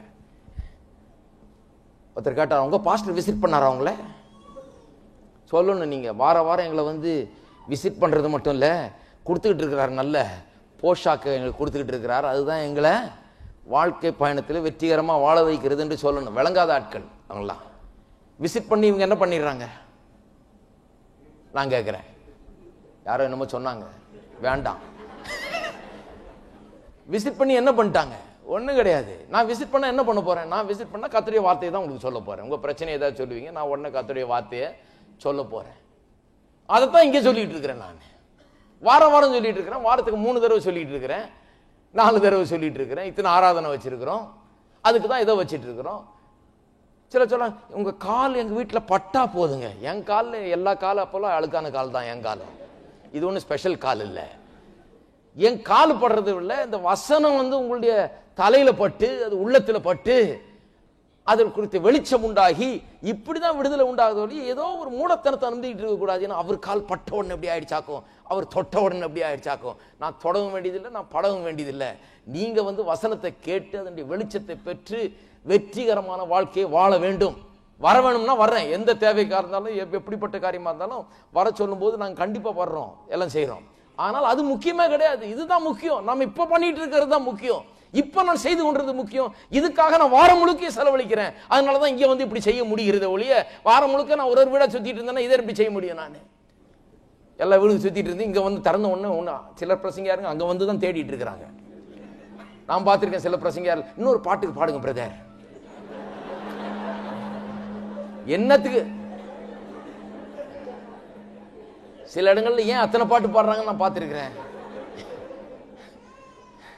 ஏன்னா அவர் பிரசங்கம் தேடுற வரைக்கும் பாட்டு பாடணும். ஏதோ மாட்டினா உண்டு, ஏதோ ஒரு வசனம் அதை வச்சு போட்டு சாத்திடுறது தடார்படாரு. இல்லை யாராவது ஒரு நீள முடிய வச்சுக்கிட்டு வந்து, இல்லை கலர் புடவையை கட்டிட்டு வந்து என்னத்தையாவது ஒன்று ட்ரெஸ் பண்ணிட்டு வந்து அவங்கள பார்த்தோன்னு போட்டு இப்போ மாட்டி விட்டுறது. அது ஒரு பிரசங்கமாக்கிறது. அன்னைக்கு அதை இருக்கீங்களா? நாம் இப்போ செய்கிறது தான் முக்கியம். இதுக்கு எனக்கு வாரம் முழுக்க தேவை, எனக்கு நேரம் தேவை. ஏனென்றால் இதுதான் வாழ்க்கையை பாதிக்கும், இதுதான் சிறப்பான வழியில் நம்ம கொண்டு போகும். கவனிப்போம். அதனுடைய 6ஆம் வசனத்தை பாருங்க. நாவு நெருப்பு, அது அநீதி நிறைந்த உலகம். நம்முடைய அவயவங்கள் நாவானது முழு சரீரத்தையும் கரைப்படுத்தி, எப்பேற்பட்ட தீமைகளை செய்து பாருங்க, கரைப்படுத்துகிறதா. நாவுனால தான் வாழ்க்கை கரைப்படுகிறது, நாவுனால தான் பாவங்கள் உண்டாகிறது, நாவுனால தான் எல்லா விதமான ஆவிக்குரிய தீட்டும் வாழ்க்கையில ஏற்படுகிறது. ஆயுள் சக்கரத்தையே அது என்ன பண்ணிடுதான், கொளுத்திடுதான். ஒரு மனுஷன், இப்போ உங்க தாத்தா பாட்டி எல்லாம் 85 வயசு வரைக்கும் இருந்தாங்க, அப்பா அம்மா எல்லாம் நல்லா நல்லா நல்லா வாழ்ந்தாங்கன்னா, லா ஆஃப் ஆவரேஜஸ் படி பார்த்தாலே ஒரு 80 வயசு வரைக்கும் நீங்க வாழணும். பொதுவாக எடுத்துக்கிட்டாலே உங்க வீட்டில எல்லாம் நல்லா வாழ்ந்துருக்கிறாங்க. அந்த நேச்சுரல், அந்த இயற்கை பிரகாரமா உங்களுக்கு வந்து சேர வேண்டியதை கூட கொளுத்தி விட்டுருது இது நாவு. ஏன்னா இவன் சாதாரண சும்மா வாய் முட்டிருந்தாலே 80 வயசு வரைக்கும் இருப்பான். இவன் நடுவில் பேசுறது, செத்தா நலம் நான், இப்படி இருக்கிறதுக்கு சாகலாம் நான், இப்படி கடந்து பாடுபடுறதுக்கு போயிடலாம் பேசாம அப்படின்னு பேசுறதுனால என்ன ஆகிறது, இந்த நாவு வந்து கொளுத்தி விடுகிறது. எதை கொளுத்தி விடுகிறது? ஆயுள் சக்கரத்தை என்ன பண்ணுதான், கொளுத்தி விடுகிறது. எல்லாம் ரொம்ப சீரியஸ் பிசினஸ் பாருங்க. லைஃப் சைக்கிள் அதுவே ஃபுல்லா ரவுண்ட் வர முடியாம பாதியிலே நின்று போய் விடுகிறது. ஏனென்றால் எப்ப பார்த்தாலும் சாவை பேசுகிறது, நாவின் மூலமாக அழிவை பேசுகிறது, போதும் போதும் பேசுகிறது, இதுதான் பேசுகிறது.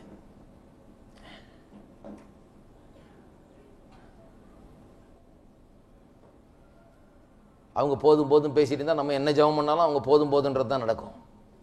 ஏன்னா நான் சொல்றது அவங்களுக்கு நடக்க போறதில்லை, அவங்க சொல்றது அவங்களுக்கு, அவன் சொன்னபடியே அவனுக்கு ஆகும், அவ்வளவுதான். நான் சொன்னபடி அவனுக்காக போறதில்லை, அவன் சொன்னபடியே ஆகும். ஆக உங்களுடைய வெற்றிக்கோ தோல்விக்கோ நான் காரணமா இருக்க முடியாது. அதே சொல்றேன் பாருங்க, உங்களுடைய தோல்விக்கும் இன்னொரு ஆள் காரணமா இருக்க முடியாது.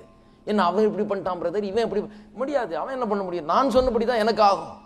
எவனும் எதுவும் எனக்கு செய்ய முடியாது. ஏன்னா நான் சொன்னபடி தான் எனக்கு நடக்கும். அதே போலதான் வெற்றியும், இன்னொருத்தரனால எனக்கு வெற்றி உண்டாக போறதில்லை, என்னாலதான், நான் சொன்னபடியே எனக்கு ஆகும். நல்லா கவனிப்போம். ஆயுள் சக்கரத்தை கொளுத்தி விடுதான். அப்புறம் இன்னொரு ஐட்டம் ரொம்ப தான் சொல்லி இருக்கு, நரக அக்கினியினால் கொளுத்தப்படுகிறதாயும் இருக்கிறது.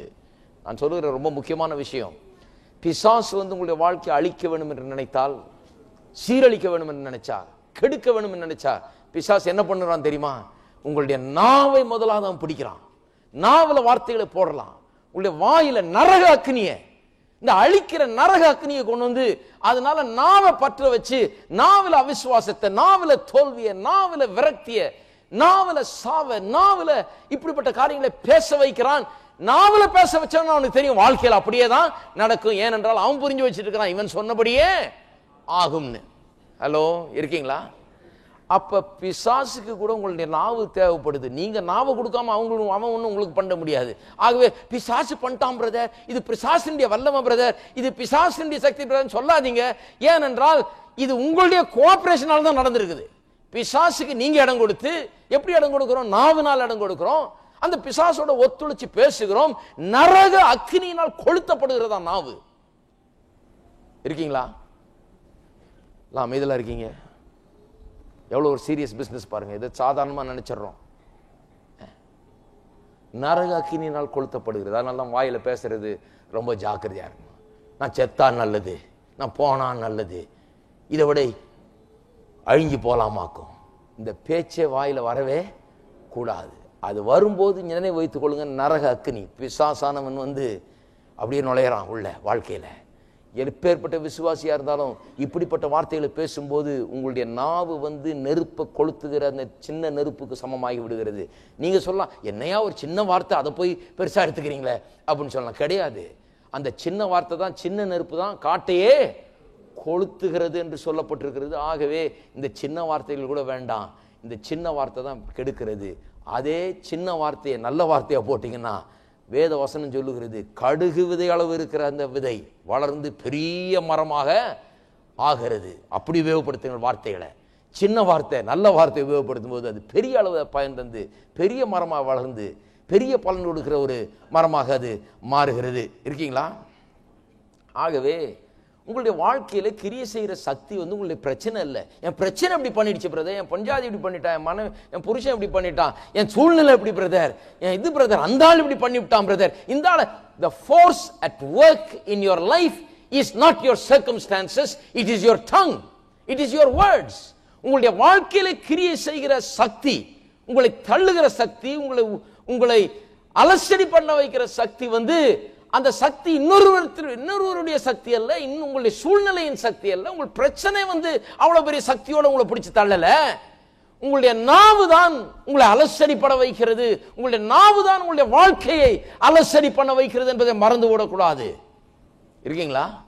ஒரு நேரம் சமாதானத்தை பேசுகிறீங்க, இன்னொரு நேரத்தில் வேறொன்றை பேசுகிறீர்கள். நாவுனால தான் காரியமே கெடுகிறது. வாசிப்போம் அடுத்தது. ரொம்ப சாலம் ட்ரூத், கவனமாய் கேட்க வேண்டிய ஒரு சத்தியம். சகல விதமான மிருகங்கள், பறவைகள், ஊரும் பிராணிகள், நீர் வாழும் ஜந்துக்கள் ஆகியவைகள் சுவாபம் மனுஷ சுவாபத்தால் அடக்கப்பட்டதும் உண்டு. நாவை அடக்க ஒரு மனுஷனாலும் கூடாது. அது அடங்காத பொல்லாங்குள்ளதும் சாவுக்கு ஏதுவான விஷம் நிறைந்ததுமாய் இருக்கிறது. அதனாலே நாம் பிதாவாகிய தேவனை துதிக்கிறோம், தேவனுடைய சாயலின்படி உண்டாக்கப்பட்ட மனுஷரை அதனாலே சபிக்கிறோம். துதித்தலும் சபித்தலும் ஒரே வாயிலிருந்து புறப்படுகிறது. என் சகோதரரே, இப்படி இருக்கலாகாது. ஒரே ஊற்றுக்கண்ணிலிருந்து தித்திப்பும் கசப்புமான தண்ணீர் சுரக்குமா? என் சகோதரரே, அத்திமரம் ஒலிவ பழங்களையும் திராட்சை செடி அத்திப்பழங்களையும் கொடுக்குமா? அப்படியே உவப்பான நீருற்று தித்திப்பான ஜலத்தை கொடுக்க மாட்டாது. என்ன சொல்லுகிறார்? இந்த நாவை அடக்க ஒரு மனுஷனாலும் கூடாது. ஒரு ஆவிக்குரிய மனுஷன்னா, நல்ல கவனிங்க, ஒரு ஆவிக்குரிய மனுஷனுக்கு அடையாளம் என்ன? பூரண புருஷனுக்கு, பூரண புருஷன்னா ஆவிக்குரிய மனுஷன், வளர்ந்தவன் ஆவிக்குரிய விதத்தில். அவனுக்கு அடையாளம் என்ன? சொல் தவறாதவன். அப்ப நாவை அடக்கக்கூடியவன், நாவை சரியான திசையில செலுத்தக்கூடியவன் தான். அவன் தான் ஒரு ஆவிக்குரிய பூரண புருஷனா இருக்கிறான். அதை சொல்லிட்டு தான் இங்க சொல்லி இருக்கிறது, எந்த மனுஷனாலும் நாவை அடக்க முடியாது என்று. அப்ப பாருங்க, நல்ல கவனிங்க. ஒருவனுக்குள்ள தேவனுடைய ஆவியானவர் இருக்கிறார், அவன் ரட்சிக்கப்பட்டவன், தேவ ஆவியானவர் அவனுக்குள்ள கிரியை செய்கிறார், அவன் ஒரு புது சிருஷ்டியா இருக்கிறான், நித்திய ஜீவனை பெற்றிருக்கிறான்ங்கிறதற்கு பெற்றிருப்பான் என்றால் அவனால் நாவை அடக்க முடியும், நாவை சரியான திசையில உபயோகப்படுத்த முடியும், வாழ்க்கையை சரியான திசையில திருப்ப முடியும். நம்ம திருப்புறமா இல்லையான்றது இன்னொரு பிரச்சனை. ஏனென்றால் ஜனங்கள் அதை பற்றி ஒன்றும் தெரியாம இருந்தா அந்த திசையில திருப்ப போறது கிடையாது, நாவை சரியா உபயோகப்படுத்துறது கிடையாது. ஆனால் நான் சொல்லுகிறேன், இன்று முதல் அதை செய்து பாருங்கள், நாவை சரியான விதத்தில் உபயோகப்படுத்தி பாருங்கள், உங்கள் வாழ்க்கையின் திசையை திருப்புங்கள். எங்கே செல்ல வேண்டுமோ, எங்கே போக முடியும் யோசித்து இருக்கிறீர்களோ அந்த திசைக்கு உங்கள் வாழ்க்கை கப்பலை திருப்புங்கள். நாவை அப்படி உபயோகப்படுத்துங்கள். உபயோகப்படுத்தும் போது அது அப்படி உபயோகப்படும். ஒரு ரட்சிக்கப்படாதவனுக்கு அந்த நாவை அடக்க முடியாது, அவனுக்கு அப்பேற்பட்ட ஒரு சக்தி கிடையாது, அப்பேற்பட்ட ஒரு உதவி கிடையாது. ஆனால் ரட்சிக்கப்பட்டவனுக்கு, தேவ ஆவியை பெற்றவனுக்கு, தேவ ஆவியானவனுக்குள்ள வாசம் பண்ணும்போது, அவன் நடத்தும் போது இந்த நாவை அடக்கி சரியான விதத்திலே அவன் செலுத்த முடிகிறது. இருக்கீங்களா? அப்ப விசுவாசிகளுக்கு ஒரு பெரிய பொட்டன்ஷியல் கொடுக்கப்படுகிறது, ஒரு பெரிய வாய்ப்பு உண்டாயிருக்கிறது, ஒரு ஆற்றல் அவர்களுக்கு இருக்கிறது. அந்த ஆற்றல் அவர்கள் பயன்படுத்துகிறார்களா, வாய்ப்பை பயன்படுத்துகிறார்கள் வேற. சிலர் பயன்படுத்துகிறார்கள், சிலர் பயன்படுத்துறது இல்லை. ஆனால் நான் சொல்லுகிறேன், அந்த ஆற்றல் இருக்குது உங்களுக்கு, அந்த வாய்ப்பு உங்களுக்கு உண்டாயிருக்கிறது. நீங்க நினைச்சா உங்க வாழ்க்கையை வெற்றிக்கு நேராக நடத்த முடியும், நீங்க நினைச்சா உங்க வாழ்க்கையை சுகத்துக்கு நேராக நடத்த முடியும், நீங்க நினைச்சா உங்களுடைய வாயை நீங்கள் சரியாய் கட்டுப்படுத்துவதன் மூலமாக உங்கள் வாழ்க்கையை சுகத்துக்கு நேராக நடத்த முடியும். உங்கள் வாழ்க்கையை எல்லா பிரச்சனைகளும் மேற்கொள்ளுகிற அப்படிப்பட்ட ஒரு வாழ்க்கையை, உங்கள் வாழ்க்கையை மாற்ற முடியும். உங்கள் குடும்பம் செல்லுகிற திசையை நீங்கள் மாற்ற முடியும். நீங்க நினைச்சா செய்ய முடியும். ஹலோ, நீங்க நினைச்சு தீர்மானிச்சு உங்களுடைய வாயின் வார்த்தைகளை உபயோகப்படுத்த செலுத்த முடியும் அந்த திசையில. அதுதான் ஆவிக்குரிய விசுவாசியுடைய அடையாளம். வெளியில இருக்காளுக்கு அதால முடியாது, அவன் நினைக்கிறான், ஆனால் அவனால் முடியாது. அவன் நாவ இன்னைக்கு ஒண்ணு பேசுது, நாளை ஒண்ணு பேசுது, ஒரு மாறுபாடான ஒரு நாவாக அது இருக்கிறது. அவனால் அதை கட்டுப்படுத்தவே முடியவில்லை. அது அவனுடைய கட்டுப்பாட்டுக்கு அப்பாற்பட்ட விதத்தில் இயங்கிக் கொண்டு வருகிறது. ஒரு கிறிஸ்தவ விசுவாசி என்றால் அவனால் தன்னுடைய நாவை கட்டுப்படுத்த முடிகிறது. அவன் நினைத்ததை, அவன் திட்டமிட்டதை, அவன் விரும்புகிறதை பேச முடிகிறது, அவன் பேசுகிறதை அடைய முடிகிறது. அவன் செய்வதெல்லாம் வாய்க்கும், அவன் சொல்லுவதெல்லாம் நடக்கும். இருக்கீங்களா? அதுதான் ஆவிக்குரிய கிறிஸ்தவன். எத்தனை பேர் இருக்கீங்க? இதுதான் ஆவிக்குரிய கிறிஸ்தவனுக்கு அடையாளம். அப்ப நம்முடைய ஜெபம் எப்படி இருக்க வேண்டும்? இதன் அடிப்படையில் தான் இருக்க வேண்டும். ஜெபம் என்கிறது தேவனுடைய வார்த்தையை நான் பெஸ்ட் சேஃபஸ்ட் மெத்தட் என்னன்னா, நான் ஜெபிக்கும் போது கண்ட கலையதையும் பேசிக்கிட்டு இருக்கிறது இல்லை. தேவனுடைய வாக்கு தத்தங்களை, தேவனுடைய வார்த்தை கூறுகிற காரியங்களை என்னுடைய நாவில் நான் எடுத்து டெலிபரேட்டா திட்டமிட்டு இந்த வார்த்தைகளை எடுத்து என் வாயில வைக்க வேண்டும். ஜீவன் உண்டாயிருக்க முடியாய், சுகம் உண்டாயிருக்க முடியாய், பலன் உண்டாயிருக்க முடியாய், ஆரோக்கியம் உண்டாயிருக்க முடியாய், செழிப்பு உண்டாயிருக்க முடியாய், ஆசீர்வாதம் உண்டாயிருக்க முடியாய், நன்மை உண்டாயிருக்க முடியாய். நான் அப்பேற்பட்ட காரியங்களை தேர்ந்தெடுத்து, அப்பேற்பட்ட காரியங்களை ஜீவனை அளிக்கிற வார்த்தைகளை என்னுடைய வாயிலே நான் வைப்பது அவசியம். அப்போ பைபிளை வாசிக்கிறதுனா ஒரு லேசான ஒரு காரியங்க, சாதாரண ஒரு அலட்சியமாக அதை வாசிக்க முடியாது. எப்படிப்பட்ட காரியங்களை எடுத்து என்னுடைய வாயில விளங்கி கொள்ள வேணும். என்ன எழுதியிருக்கு, என்னத்தையோ எடுத்து கர்த்தர் கொடுத்தார், கர்த்தர் எடுத்தார், அதை எடுத்து டக்குன்னு வாயில போட்டுக்கிறது எல்லாம் லடுக்குன்னு. இவன் வெளியே வரும்போது அதையும் சொல்றான், கர்த்தர் கொடுத்தார் சொன்னார்ல பிரதர், அது கரெக்ட் பிரதர், கர்த்தர் கொடுத்தார், கர்த்தர் எடுத்தார். அவன் சொன்னவன் அப்புறம் சொல்லிட்டான், நான் வாயை கழுவிட்டேன், அலப்பிட்டேன், ரொம்ப மோசமா பேசிட்டேன், இப்போ வாயெல்லாம் கழுவி சுத்தம் பண்ணிட்டாண்டவரே நான் மன்னிப்பு கேட்டான். யாரு? யோபு. இவங்க கர்த்தர் கொடுத்தார், கர்த்தர் எடுத்தார்னு சொன்னதை மட்டும் வாசித்துட்டு அப்புறம் பின்னால் அவன் வாயை கழுவுனதையும் அவன் அலப்பினன்னு சொன்னதையும் வாசிக்காம இதையே எடுத்து தங்க வாயில போட்டு தங்க வாயை அசிங்கம் பண்ணிக்கிறாங்க. இவங்க தங்களுடைய வாழ்க்கையை நாசமாக்கி கொள்கிறார்கள். நல்லா கவனிக்கணும், எப்படி சொல்லலாம் விளங்காது ஜனங்களுக்கு, அதனால தான் அப்படி சொல்றேன். இல்ல பிரதர், அவர் சொன்னார்ல எவ்வளவு உண்மை பிரதர், கர்த்தர் கொடுத்தார், கர்த்தர் எடுத்தார் பிரதர். கொஞ்சம் யோசிச்சு பார்க்கணும், அவன் சொன்னது கரெக்டா? இதுதான் வாழ்க்கையின் பிலாசபியா இருக்கணுமா? இதுதான் அர்த்தமா? அவன் சொன்னது கரெக்டா? அவன் சொன்னது உண்மை, ஆனா அவன் சொன்ன காரியம் உண்மை அல்ல. ஹலோ, நிறைய இருக்குது அப்படி பைபிள்ல. அவன் சொன்னானா உண்மையா சொன்னான், ஆவியானவர் அதை இங்க எழுதி வச்சிருக்காரு, அவன் எழுதி வச்சிருக்காரு. எதுக்குங்க அப்புறம் எழுதி வச்சிருக்காரு? எதுக்கு எழுதி வச்சிருக்காரு? நீங்க பார்த்து கத்துக்கணும் இப்படி இருக்க கூடாதுன்னு. அதனாலதான் அவன் செஞ்ச பாவத்தையும் இங்க எழுதப்பட்டிருக்கிறது, அவனுடைய வீழ்ச்சியெல்லாம் எழுதப்பட்டிருக்கிறது, மனுஷனுடைய தோல்வியெல்லாம் எழுதப்பட்டிருக்கு. தாவீதை பாருங்க, எல்லாம் குளோரியஸா எழுதி இல்ல, அவன் செஞ்ச தப்பும் எழுதப்பட்டிருக்குது. உடனே தாவீதே அப்படி பண்ணார் பிரதர். ஒரு குடிகாரன் என்கிட்ட சொல்றான் பாருங்க, என்கிட்ட சொல்றான், எனக்கு ஏன் அப்படி குடிச்சு சாகுறேன்னு பிரசங்க சொல்லிட்டு இருக்கேன். ஒரு நாள், உன்னை அழிச்சுக்கிட்டு இருக்கிறியே நீ, ஏன் இப்படி பண்றேன்னா, இல்ல பைபிள்லயே எழுதியிருக்கு இல்லையா, பவுல் சொன்னார் இல்லையா தீமோத்தேயுக்கு கொஞ்சம் ஒயின் கொஞ்சம் குடினாராம். அதனால இவர் ஒயினோ ஆயிட்டாரு. இவர் அப்படியே ஒயின்லேயே மூழ்கிட்டாரு. இவர் குடின்னு சொன்னா அதில் போய் குதிச்சிருக்கிறாரு இவர். அதில் ஐயோ,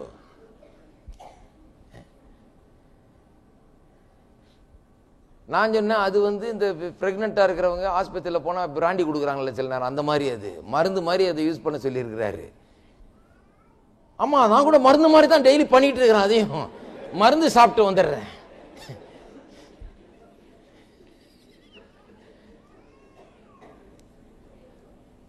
நிரந்தர நோயாளி ஆயிட்டாரு, போயே சேர்ந்துட்டாரு. எப்பேற்பட்ட தப்பு பாருங்க. ஏதோ ஒரு வசனத்தை எடுத்துக்கிறது, அதை இவங்களுக்கு கன்வீனியன்ட்டா யூஸ் பண்ணிக்கிறது. இது ஒரு எக்ஸ்ட்ரீம் எக்ஸாம்பிள். நிறைய பேர் இப்படி வசனங்களை எடுத்துக்கிட்டு இவங்க வாழ்க்கையில் நடக்கிற காரியங்கள், போறது வர்றது எல்லாத்தையும் இப்படி விளக்கிக்கிறது. இவங்க எதையாவது ஒன்று எடுத்துக்கிட்டு யாரோ என்னமோ சொல்லி எங்கேயோ எதுக்கோ சொன்னதை எடுத்து இவங்க எடுத்து போட்டு, பிரதர் இப்படிதான் பிரதர், அங்கே சொல்லியிருக்கு பிரதர், இத்தனை வசனம் இத்தனை அதிகாரம், இது ஒருத்தர் give me chapter and verse.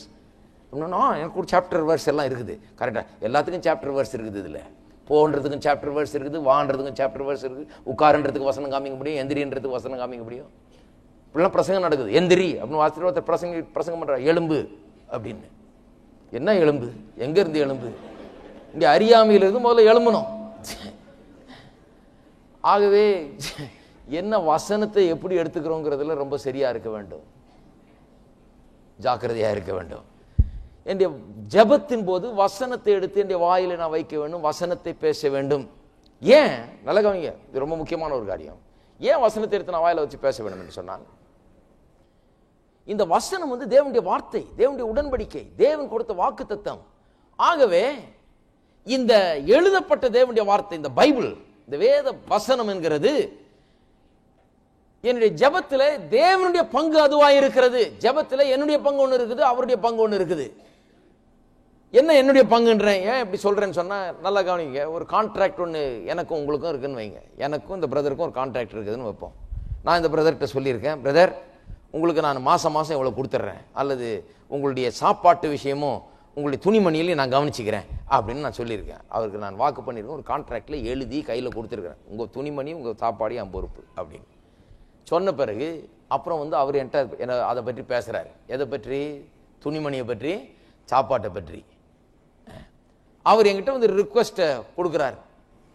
இந்த மாதிரிங்க கிறிஸ்மஸ் வருதுங்க, துணிமணி எங்கெங்க? கிறிஸ்மஸ் வருதுங்க, பிரியாணி எங்கெங்க? வான்கோழி எங்க? அப்படிங்கிறாரு.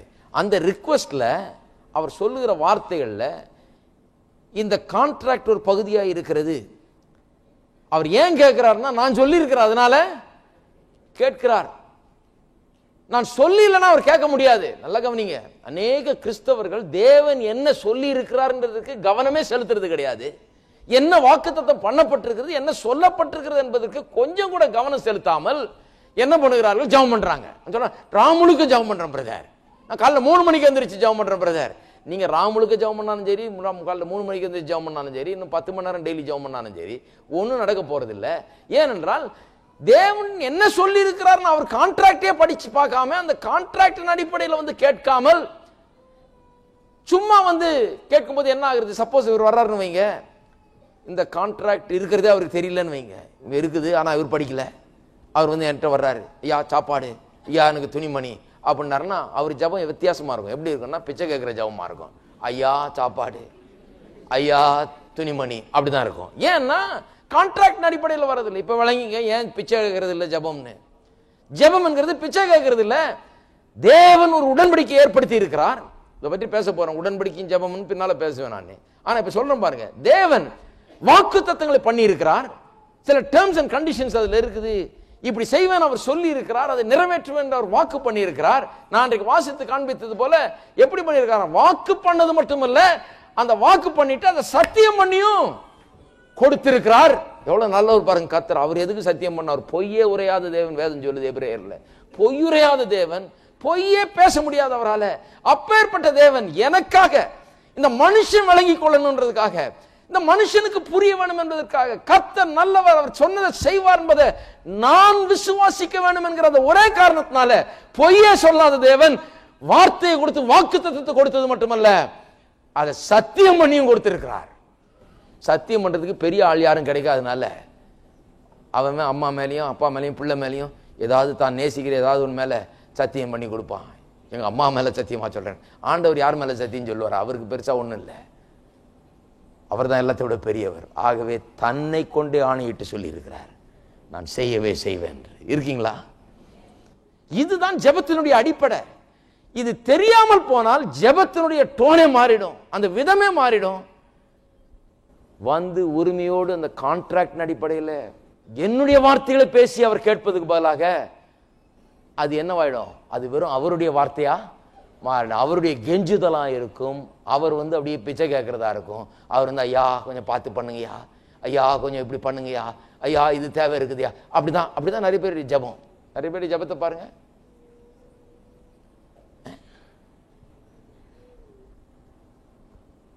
கண்ணை மூடிட்டீங்கன்னா யாரோ பிச்சைக்காரன் வந்திருப்பாருன்னு நினைப்பீங்க. வெளியில யார் பாரு யாரோ பிச்சைக்காரன் வந்திருக்கான். அந்த மாதிரி ஜெபம் பாருங்க. நான் விளையாட்டுக்கு சொல்லல, அப்பேற்பட்ட விதத்தில் அநேகர் ஜெபம் பண்ணுகிறார்கள். ஏன் அப்படி ஜெபம் பண்ணுறான்னு ஏன் அப்படி வருது ஜெபம்னு நான் சொல்ல, அதுக்கு அடிப்படையை சொல்றேன் நான்.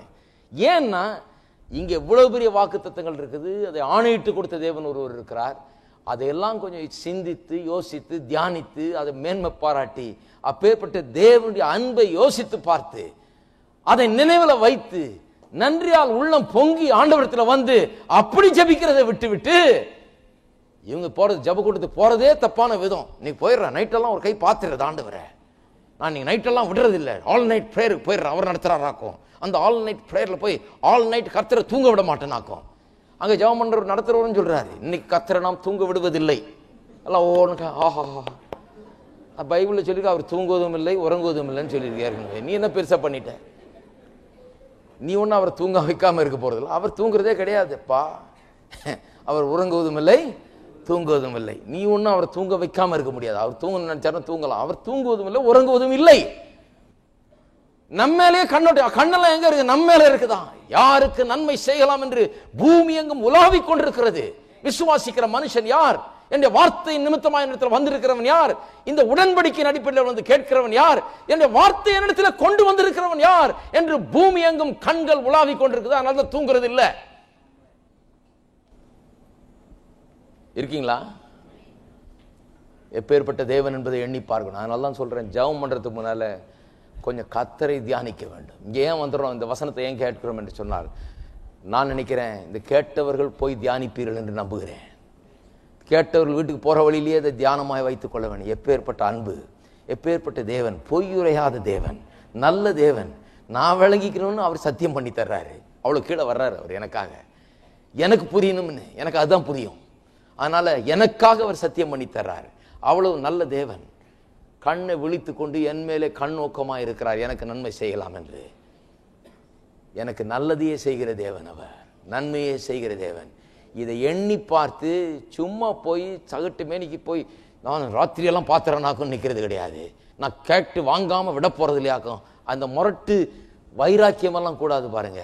விசுவாசம் தான் கர்த்தர் கனம் பண்ணுகிறார், சும்மா ஒரு முரட்டு வைராக்கியத்தை அல்ல. நம்முடைய விசுவாசத்தை கர்த்தர் கனம் பண்ணுகிறார். விசுவாசம்னா என்ன? கர்த்தர் சொன்னது செய்வார் என்று விசுவாசிப்பது. அப்ப இந்த காரியங்கள்லாம் உள்ளத்துல நினைத்து பார்த்து தியானித்து அதனுடைய மேன்மை நமக்கு விளங்கி அதனுடைய நன்றி அறிதல் நமக்குள்ள வந்து அப்புறம் ஜெபம் பண்ண ஆரம்பிக்கணும். ஆண்டவரே, அப்புறம் வார்த்தை எப்படி வரும்? ஆண்டவரே உமக்கு ஸ்தோத்திரம். நான் ஜெபம் பண்ண ஆரம்பிச்சோடனே என் வார்த்தைகளை வித்தியாசமா இருக்கும். ஆண்டவரே சாப்பாடு இல்லை, ஆண்டவரே கஷ்டம், அப்படி ஆரம்பிக்க போறது இல்லை. ஏனென்றால் இப்பேற்பட்ட தேவன் சத்தியம் பண்ணி கொடுத்திருக்கிறார் எனக்கு. அப்ப போய் ஆண்டவரே சாப்பாடு இல்லை, ஆண்டவரே அப்படி கேட்கறது இல்லை. எப்படி கேட்பேன் தெரியுமா? ஆண்டவரே, இப்படிப்பட்ட கஷ்டங்களை என் வாழ்க்கையில் இப்பொழுது நான் கண்டு கொண்டிருக்கிறேன், ஆனால் உம்முடைய வார்த்தை சொல்லுகிறது, இருக்கீங்களா, என் தேவன் என்னுடைய குறைகள் எல்லாம் அவருடைய ஐஸ்வர்யத்தின்படி சந்திப்பார் என்று எழுதி இருக்கிறதே. ஆகவே என்னுடைய இல்லாமை நீங்கி போகிறது என்று விசுவாசிக்கிறேன். ஆகவே என்னுடைய குறைவுகள் நீங்குகிறது என்று விசுவாசிக்கிறேன். எனக்கு நிறைவு உண்டாகிறது என்று விசுவாசிக்கிறேன். தேவனே, என்னுடைய குறைகள் எல்லாம் போக்குகிற நல்லவராய் நீர் இருக்கிறீர், விசுவாசிக்கிறேன். எனக்கு குறைவு கிடையாது என்று நான் நம்புகிறேன், இன்றைக்கு விசுவாசிக்கிறேன். இன்றைக்கு நிறைவை நான் எடுத்துக்கொள்கிறேன். என்னுடைய குறைகள் உம்முடைய நிறைவினால் சந்திக்கப்படுகிறது, என்னுடைய தேவைகள் உம்முடைய ஐஸ்வர்யத்தினால் சந்திக்கப்படுகிறது என்பதை நான் விசுவாசிக்கிறேன் இன்றைக்கு. அப்ப பாருங்க, நல்ல கவனிங்க. அப்ப ஜெபத்துல என்னுடைய பிரச்சனைகளை சொல்லி அழுதுட்டு இருக்கிறது இல்ல ஜெபம். பிரச்சனைகளை சொல்லலாம், ஆனா அதை பெருசா அதையே பேசிட்டு இருக்க கூடாது ஜெபத்துல. இந்த விதத்துல தான் பிரச்சனையை சொல்லணும். ஆண்டவரே, என்னுடைய வாழ்க்கையில இப்படி சூழ்நிலையை நான் காண்கிறேன், ஆனால் உங்களுடைய வார்த்தை என்ன சொல்லுகிறது? இப்படி சொல்லுகிறது. ஆகவே நான் அதை விசுவாசிக்கிறேன். இந்த சூழ்நிலை இருந்தாலும் இன்றைக்கு உங்களுடைய வார்த்தையை நான் விசுவாசிக்கிறேன். இன்றைக்கு ஒருவேளை இல்லாமை இங்கே காணப்பட்டாலும் நான் நிறைவையே நான் பேசுகிறேன் என்றால் உங்களுடைய வார்த்தை நிறைவை எனக்கு சொல்லுகிறது, வாக்கு பண்ணி இருக்கிறது. அப்ப நான் என்னுடைய தேவைகளை நான் சொல்றேன், ஆனா அதையே பெருசா சொல்லிட்டு இருக்கிறது கிடையாது. ஏன்னா தேவனை நான் கனம் பண்ண விரும்புகிறேன். அவருக்கு மரியாதை கொடுக்கிறது எப்படிங்க ஜெபத்துல? அவருக்கு மரியாதை கொடுக்கிறது எப்படின்னா, அவருடைய வாக்கு தத்தத்துக்கு மரியாதை கொடுப்பது. என்னுடைய பிரச்சனைக்கு நான் மரியாதை கொடுக்க ஆரம்பிச்சிடறேன் வெறும் பிரச்சனையை பேசிட்டு இருக்கும் போது. பிரச்சனையை நான் தெரியப்படுத்தலாம், ஆனா தெரியப்படுத்துறதுக்கு முன்னாலே அவருக்கு தெரியும். அதனால நான் சும்மா தெரியப்படுத்திட்டு இருக்க வேண்டியதில்லை. ஆண்டவரே தெரியுமா, ஆண்டவரே, ஆண்டவரே நேற்று சொன்னேன் இல்லையா, அதே தான் இன்னைக்கும். நான் முந்தா நாள் சொன்னேன் இல்லையா, அது ஆண்டவர் முன்னாலே எனக்கு தெரியும், நீ சொல்ல ஆரம்பிக்கிறது முன்னாலே எனக்கு தெரியும். ஆகவேதான் இந்த பிரச்சனையை நான் சொல்லிக்கிட்டே இருக்க வேண்டியதில்லை. ஆண்டவர்கிட்ட அவருடைய வார்த்தையை நான் சொல்லிக் கொண்டே இருக்க வேண்டியதா இருக்குது. அதனால தான் கர்த்தர் சொல்லுகிறாரு, என்னுடைய வார்த்தை எனக்கு நினைப்பூட்டு, என் வார்த்தை என்கிட்ட கொண்டா எனக்கு நினைப்பூட்டு என்று கர்த்தர் சொல்லுகிறார். நான் வார்த்தையை நினைப்பூட்டும் போது காரியங்கள் நடக்க ஆரம்பிக்கிறது. இன்னும் ஒரே ஒரு வசனம் வாசிக்கிறேன். போன வாரம் வாசித்தோம், ஆனால் இன்னைக்கு இன்னொரு விஷயத்தை காண்பிக்கிறேன். சில வசனங்கள்ல அப்படியே மூடிடக்கூடாது. சரி, இது பார்த்தாச்சு, இது விளங்கிடுச்சுன்னு. இப்போ காமிக்கிறேன் பாருங்க. ஏசாயா 55:11. திருப்பியும் 2 வாரமா திருப்பி பார்த்துட்டு இருந்திருக்கோம். ஒரு நாள் கொஞ்சம் கொஞ்சம் காமிக்கிறேன், வேண்டிய அளவுக்கு காமிக்கிறோம். 55:11. அப்படியே என் வாயிலிருந்து புறப்படும் வசனமும் இருக்கும், அது வெறுமையா என்னிடத்தில் திரும்பாமல் அது நான் விரும்புகிறதை செய்து நான் அனுப்பின காரியம் ஆகும்படி வாய்க்கும். நல்ல கவனிங்க, வசனம் எப்படி இருக்குமா? வெறுமையாய் திரும்பாமல் நான் விரும்புகிறதை செய்து நான் அதை அனுப்பின காரியமாகும்படி வாய்க்கும். எப்போ தேவனிடத்தில் வசனம் திரும்புகிறது? நான் கேட்கிறேன் பாருங்க. இதை நான் மற்ற நேரத்தில் நான் இதை பேசல, இதை கொஞ்சம் சொல்றேன். இந்த வசனத்தை பற்றி என் வார்த்தை என்னிடத்துல திரும்புன்றார். வெறுமையா திரும்பாதுன்னு தான் சொல்றாரு, ஆனா என்னிடத்துல திரும்பி வரும்ன்றார். வெறுமையா திரும்பி வராது, சும்மா ஒன்றும் செய்யாம திரும்பி வராது. என்னுடைய வார்த்தை இடத்துல திரும்பி வரும். எப்ப திரும்பி வரும்? நான் விரும்பினதை செய்து திரும்பி வர இடத்துல. எப்படி திரும்பி வரும் கர்த்தருடைய வார்த்தை? கர்த்தர் இடத்துக்கு எப்படி திரும்பி போகிறது நான் சொல்லுகிறேன். அதனால தான் முதல்லயே வாஸ்தவம் ஜெபத்தின் போதனைகளை ஆரம்பித்த போது கர்த்தர் சொல்லுகிறாரு, என்னுடைய வாக்கு தத்தங்களை எனக்கு நினைவுபடுத்துன்றாரு. நான் சொல்லுகிறேன், நீங்கள் வார்த்தையை விசுவாசி, தேவனுடைய வார்த்தையை விசுவாசித்து அவருடைய வாக்கு தத்தங்களை எடுத்துக்கொண்டு அந்த வாக்கு தத்தங்களை ஜெபத்தில் நீங்கள் பேசும்போது, ஜெபத்தில் நீங்கள் சொல்லும் போது, அவர் அனுப்பின வார்த்தை உங்களுடைய உள்ளத்தில் இடம் பெற்று அது தேவனிடத்தில் திரும்பி செல்லுகிறது. என்னைக்கு அது அங்க ரிட்டர்ன் ஆகுதோ அன்னைக்கு நடந்துருச்சுன்னு அர்த்தம்.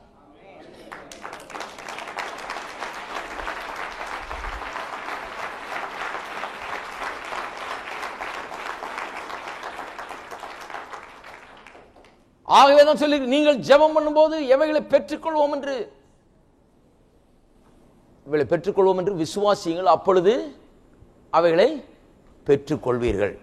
கர்த்தர் வார்த்தை அனுப்புறாரு, அந்த வார்த்தை எப்ப திரும்ப போகுது? ஏதாவது ஒரு மனுஷன் அந்த வார்த்தையை புரிந்து கொண்டு, அதை அறிந்து கொண்டு, அதை தன்னுடையதாக எடுத்துக்கொண்டு, அதை விசுவாசித்து தன்னுடைய உள்ளத்தில் வைத்து ஜெபத்தில் அதை பேசும்போது கர்த்தரே அங்க சொல்லிடுறாரு, நான் அனுப்பின காரியம், நான் விரும்பினதை செய்து முடிச்சிருச்சு. அந்த வார்த்தை அவன் உள்ளத்துல என்னைக்கு போய் அவன் என்னைக்கு அதை பேசுறானோ, என்னைக்கு அவன் வாய்ஸ் பண்றானோ ஜெபத்துல, அந்த வார்த்தைகளை எடுத்து ஜெபத்துல என்னைக்கு விடுறானோ என்கிட்ட, அன்னைக்கே அது நடந்து முடிந்து விட்டது. அவனுடைய ஜெபம் கேட்டாய் விட்டது, நிறைவேறி விட்டது, அவனுடைய வேண்டுதல்கள் நிறைவேறி முடிந்து விட்டது என்று சொல்லுகிறார். ஓ ஹல்லேலூயா!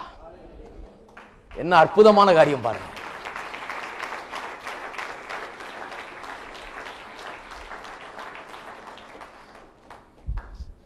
எனக்கு அப்படியே புல்லரிக்குது. இதுதான் ஜெபம். இந்த வார்த்தை என்னிடத்தில் வெறுமையாய் திரும்பாது, நான் விரும்பினதை நிறைவேற்றி திரும்பும் அப்படின்றார். அப்போ வார்த்தை ஒரு நோக்கத்தோடு வந்திருக்கு. எந்த நோக்கத்தோடு வந்திருக்கு? நான் சொல்றேன், உங்களுடைய இருதயத்தில் இடத்தை பிடிக்கும் நோக்கத்தோடு வந்திருக்கிறது.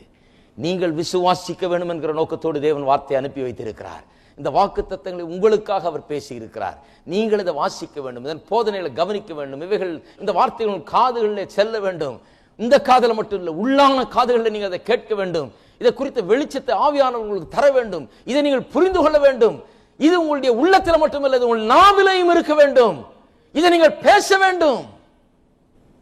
இதை என்னைக்கு உள்ளத்தில் நுழைஞ்சு இதை குறித்த வெளிப்பாட்டை பெற்று நீங்க வாயை திறந்து பேசுறீங்களோ, அன்னைக்கு அது ஆயிற்று. இன்னைக்கு இதோட நிறுத்த போறேன். நேரம் போறதே தெரிய மாட்டேங்குது. நானும் திருப்பி திருப்பி வாட்சை பார்க்குறேன், வாட்ச் ஃபாஸ்ட்டாக ஓடுதான்னு.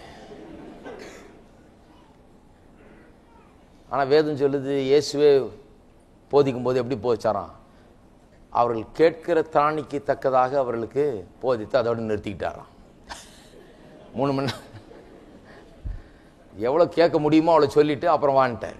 அடுத்த தடவை பார்த்துக்கலாம், நெக்ஸ்ட் டைம். அதுதான் இங்கேயும். இதுக்கு மேலே கொடுத்தா அப்புறம் பசியிலே நீங்கள் அப்படி சோர்ந்துருவீங்க. அதனால் இன்றைக்கி இதை எடுத்துகிட்டு போங்க. இன்றைக்கி நிறைய சொல்லியாச்சு, சொல்ல வேண்டிய அளவுக்கு சொல்லி இருக்கிறது. இன்றைக்கி எடுத்துகிட்டு போய் இதை சிந்தித்து பாருங்கள். ஜெபம் எப்பேற்பட்ட ஒரு காரியம். ஜெபியுங்கள், ஆனால் என்னன்னு தெரிஞ்சுக்குங்க. அதை பற்றிய வெளிப்பாட்டை பெற்றுக்கொள்ளுங்கள். ஜெபம் உங்களை வெற்றிக்கு நேராக நடத்தும்.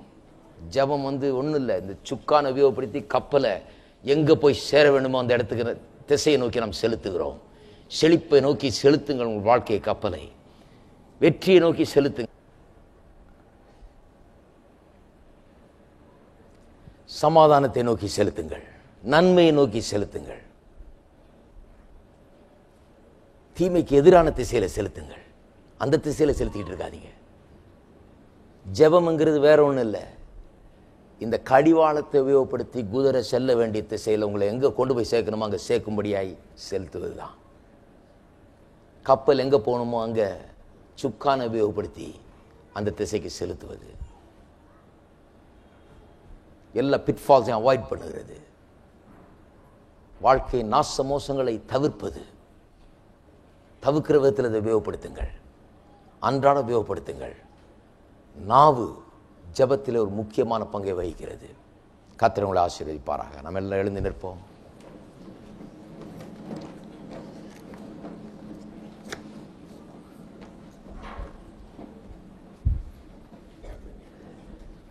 ஆமென். எத்தனை பேர் சொல்றீங்க இன்னைக்கு வந்தது நல்லதுன்னு? நல்லதா? வாழ்க்கையின் வெற்றி ஒன்றும் இல்லை, இப்படிப்பட்ட சில திறவுகோல் சத்தியங்கள், அவ்வளோதான். நான் கண்டுபிடிச்சது அவ்வளோதான். வாழ்க்கை வெற்றியின் பாதையில் போக வேண்டுமென்னா சில திறவுகோள்கள் இருக்குது, அவ்வளோதான். ஒரு கீ மாதிரி அது. அதை பிடிச்சிக்கிட்டா அவ்வளோதான், அந்த திசையில் போனால் வெற்றி உண்டு. அதுதான் நடக்கணும். ஒரு தடவை சபைக்கு வரும்போதும் இப்படிப்பட்ட திறவுகோள்கள் உங்களுக்கு கிடைக்க வேணும். ஒவ்வொரு நாளும் முன்னேறி செல்லும்படியாய் அதிகமாய் தேவனுடைய காரியங்களை அறிந்து கொண்டு முன்னேறி செல்ல வேண்டும். எல்லாரும் கரங்களை உயர்த்தி நாம் கர்த்தரை ஸ்தோத்தரிப்போம். ஹல்லேலூயா. ஸ்தோத்திரம், ஸ்தோத்திரம் கர்த்தாவே, ஸ்தோத்திரம் தேவனே, உமக்கு ஸ்தோத்திரம், ஸ்தோத்திரம், ஸ்தோத்திரம். ஹல்லேலூயா. ஓ உமக்கு ஸ்தோத்திரம். துதிக்கிறோம், துதிக்கிறோம் கர்த்தாவே, உமக்கு ஸ்தோத்திரம், ஸ்தோத்திரம், ஸ்தோத்திரம், ஸ்தோத்திரம் கர்த்தாவே, ஸ்தோத்திரம். ஹல்லேலூயா. தேவனுடைய அன்பை எண்ணி பாருங்கள். சர்வ வல்லமையுள்ள தேவன், பொய்யுரையாத தேவன், வாக்கு தத்தம் பண்ணி இருக்கிறார், அதை ஆணையிட்டு கொடுத்திருக்கிறார், அதன்படி அவர் செய்வார். ஹல்லேலூயா. எனக்காக, உங்களுக்காக இவ்வளவு முயற்சி. எல்லாரும் கரங்களை உயர்த்தி இதை சொல்லுவோம். பொய்யுரையாத தேவன் எனக்காக வாக்கு தத்தங்களை கொடுத்து அவைகளை ஆணையிட்டு கொடுத்திருக்கிறார். தன் பேரிலேயே ஆணையிட்டு கொடுத்திருக்கிறார். இது மாறாத நிச்சயமாயிருக்கிறது. தேவனுடைய வாக்கு தத்தங்கள் மாறாத நிச்சயத்தை எனக்குள் கொடுக்கிறது. என்னுடைய சுகத்தை குறித்து மாறாத நிச்சயம், செழிப்பை குறித்து மாறாத நிச்சயம், சமாதானத்தை குறித்து மாறாத நிச்சயம், குடும்ப வாழ்வை குறித்து மாறாத நிச்சயம், என்னுடைய சுக வாழ்வை குறித்து மாறாத நிச்சயம், நான் செய்வதெல்லாம் வாய்க்கும் என்று மாறாத நிச்சயம் எனக்குள் அவருடைய வார்த்தையின் மூலமாக வருகிறது. இந்த மாறாத நிச்சயத்தின் அடிப்படையில் நான் ஜெபிக்கிறேன். இந்த மாறாத நிச்சயத்தை என் நாவினாலே நான் பேசுகிறேன். என் வாழ்க்கை கப்பல் செழிப்பை நோக்கி, சுகத்தை நோக்கி, சமாதானத்தை நோக்கி, செய்வதெல்லாம் வாய்க்கும் என்கிற வாழ்க்கையை நோக்கி சென்று கொண்டிருக்கிறது. ஹல்லேலூயா.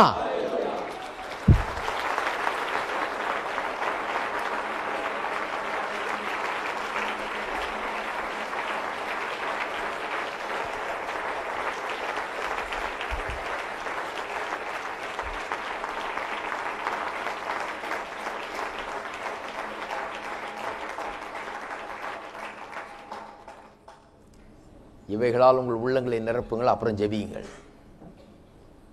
ஜெபிக்கிறதுக்கு முன்னால கொஞ்ச நேரம் எடுத்து இவைகளை எண்ணி பாருங்கள். கர்த்தர் எப்படிப்பட்டவர், அவருடைய வாக்கு தத்தம் என்ன சொல்லுகிறது, வார்த்தை என்ன சொல்லுகிறது, அதை எண்ணி பாருங்கள். அப்புறம் ஜெபியுங்கள். அது வெற்றி உள்ள ஜெபமாய் இருக்கும். 100% பதில் கிடைக்கிற ஜெபமாய் அது இருக்கும். ஜெபத்தில் கான்ஃபிடன்ஸ், தைரியம் காணப்படும். எல்லாரும் கரங்களை உயர்த்தி கர்த்தரை ஸ்தோத்திரிப்போம்.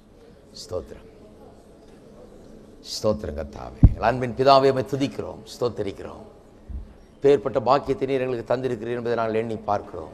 மீட்பு எங்களை தேவனுடைய சமூகத்தில் கொண்டு வந்து நிறுத்துகிறது, எங்களுக்கு எல்லா நன்மைகளையும் பெற்று தருகிறது என்பதை நாங்கள் எண்ணி பார்க்கிறோம். இது மாறாத நிச்சயம். தேவனுடைய வாக்கு தத்தங்கள் எல்லாம் மாறாத நிச்சயமாக இருக்கிறது. அதுக்காக உமக்கு ஸ்தோத்திரம் கர்த்தாவே. இந்த காலை வேளையில் இந்த சத்தியங்கள் உள்ளத்தின் ஆழத்திலே செல்லட்டும், வெகுவாய் ஜனங்களை பாதிக்கட்டும். அவருடைய ஜெப வாழ்க்கை அற்புதமான ஒன்றாய் மாறட்டும். எப்போதும் போல அல்ல, ஒரு புதிய திசையை நோக்கி புதிய விதத்திலே அவருடைய ஜெபங்கள் ஏறெடுக்கப்படட்டும்.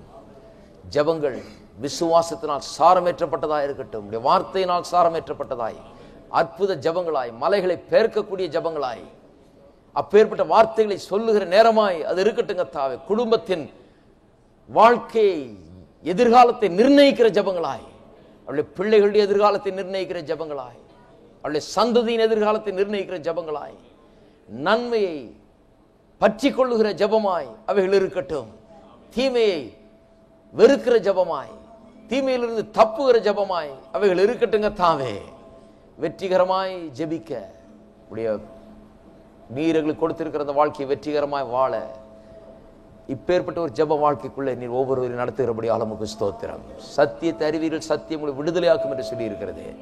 இந்த சத்தியமையாகவே ஒரு விடுதலைக்குள்ளாக ஜனங்களை நடத்தட்டும். ஒரு பெரிய வெற்றியின் உணர்வு, தேவனுடைய வார்த்தை வாக்கு தத்தத்தை குறித்த ஒரு அதிசய உணர்வு உள்ளத்திலே உண்டாகட்டும். குடும்பங்கள் ஆசீர்வதிக்கப்படட்டும், கையின் பிரயாசங்கள் ஆசீர்வதிக்கப்படட்டும், தொழில்கள் ஆசீர்வதிக்கப்படட்டும், வேலைகள் ஆசீர்வதிக்கப்படட்டும், பிள்ளைகள் ஆசீர்வதிக்கப்படட்டும், படிப்பு ஆசீர்வதிக்கப்படட்டும், முயற்சிகள் ஆசீர்வதிக்கப்படட்டும். செய்வதெல்லாம் வாய்க்கட்டும் இயேசுவின் நாமத்தினாலே, வாய்க்கட்டும் என்று இயேசுவின் நாமத்திலே கட்டளையிடுகிறோம். சுகம் உண்டாகட்டும், விடுதலை உண்டாகட்டும், சமாதானம் உண்டாகட்டும், நன்மை உண்டாகட்டும், குழப்பங்கள் நீங்கட்டும் இயேசுவின் நாமத்திலே. தேவ ஒத்தாசை அனுகூலம் உண்டாகட்டும் இயேசுவின் நாமத்திலே ஜெபிக்கிறோம். ஆமென். நம்முடைய கர்த்தராகிய இயேசு கிறிஸ்துவின் கிருபையும் பிதாவாகிய தேவனுடைய அன்பும் பரிசுத்த ஆவியானவருடைய ஐக்கியமும் நம் அனைவரோடும் இன்றைக்கும் என்றைக்கும் இருப்பதாக.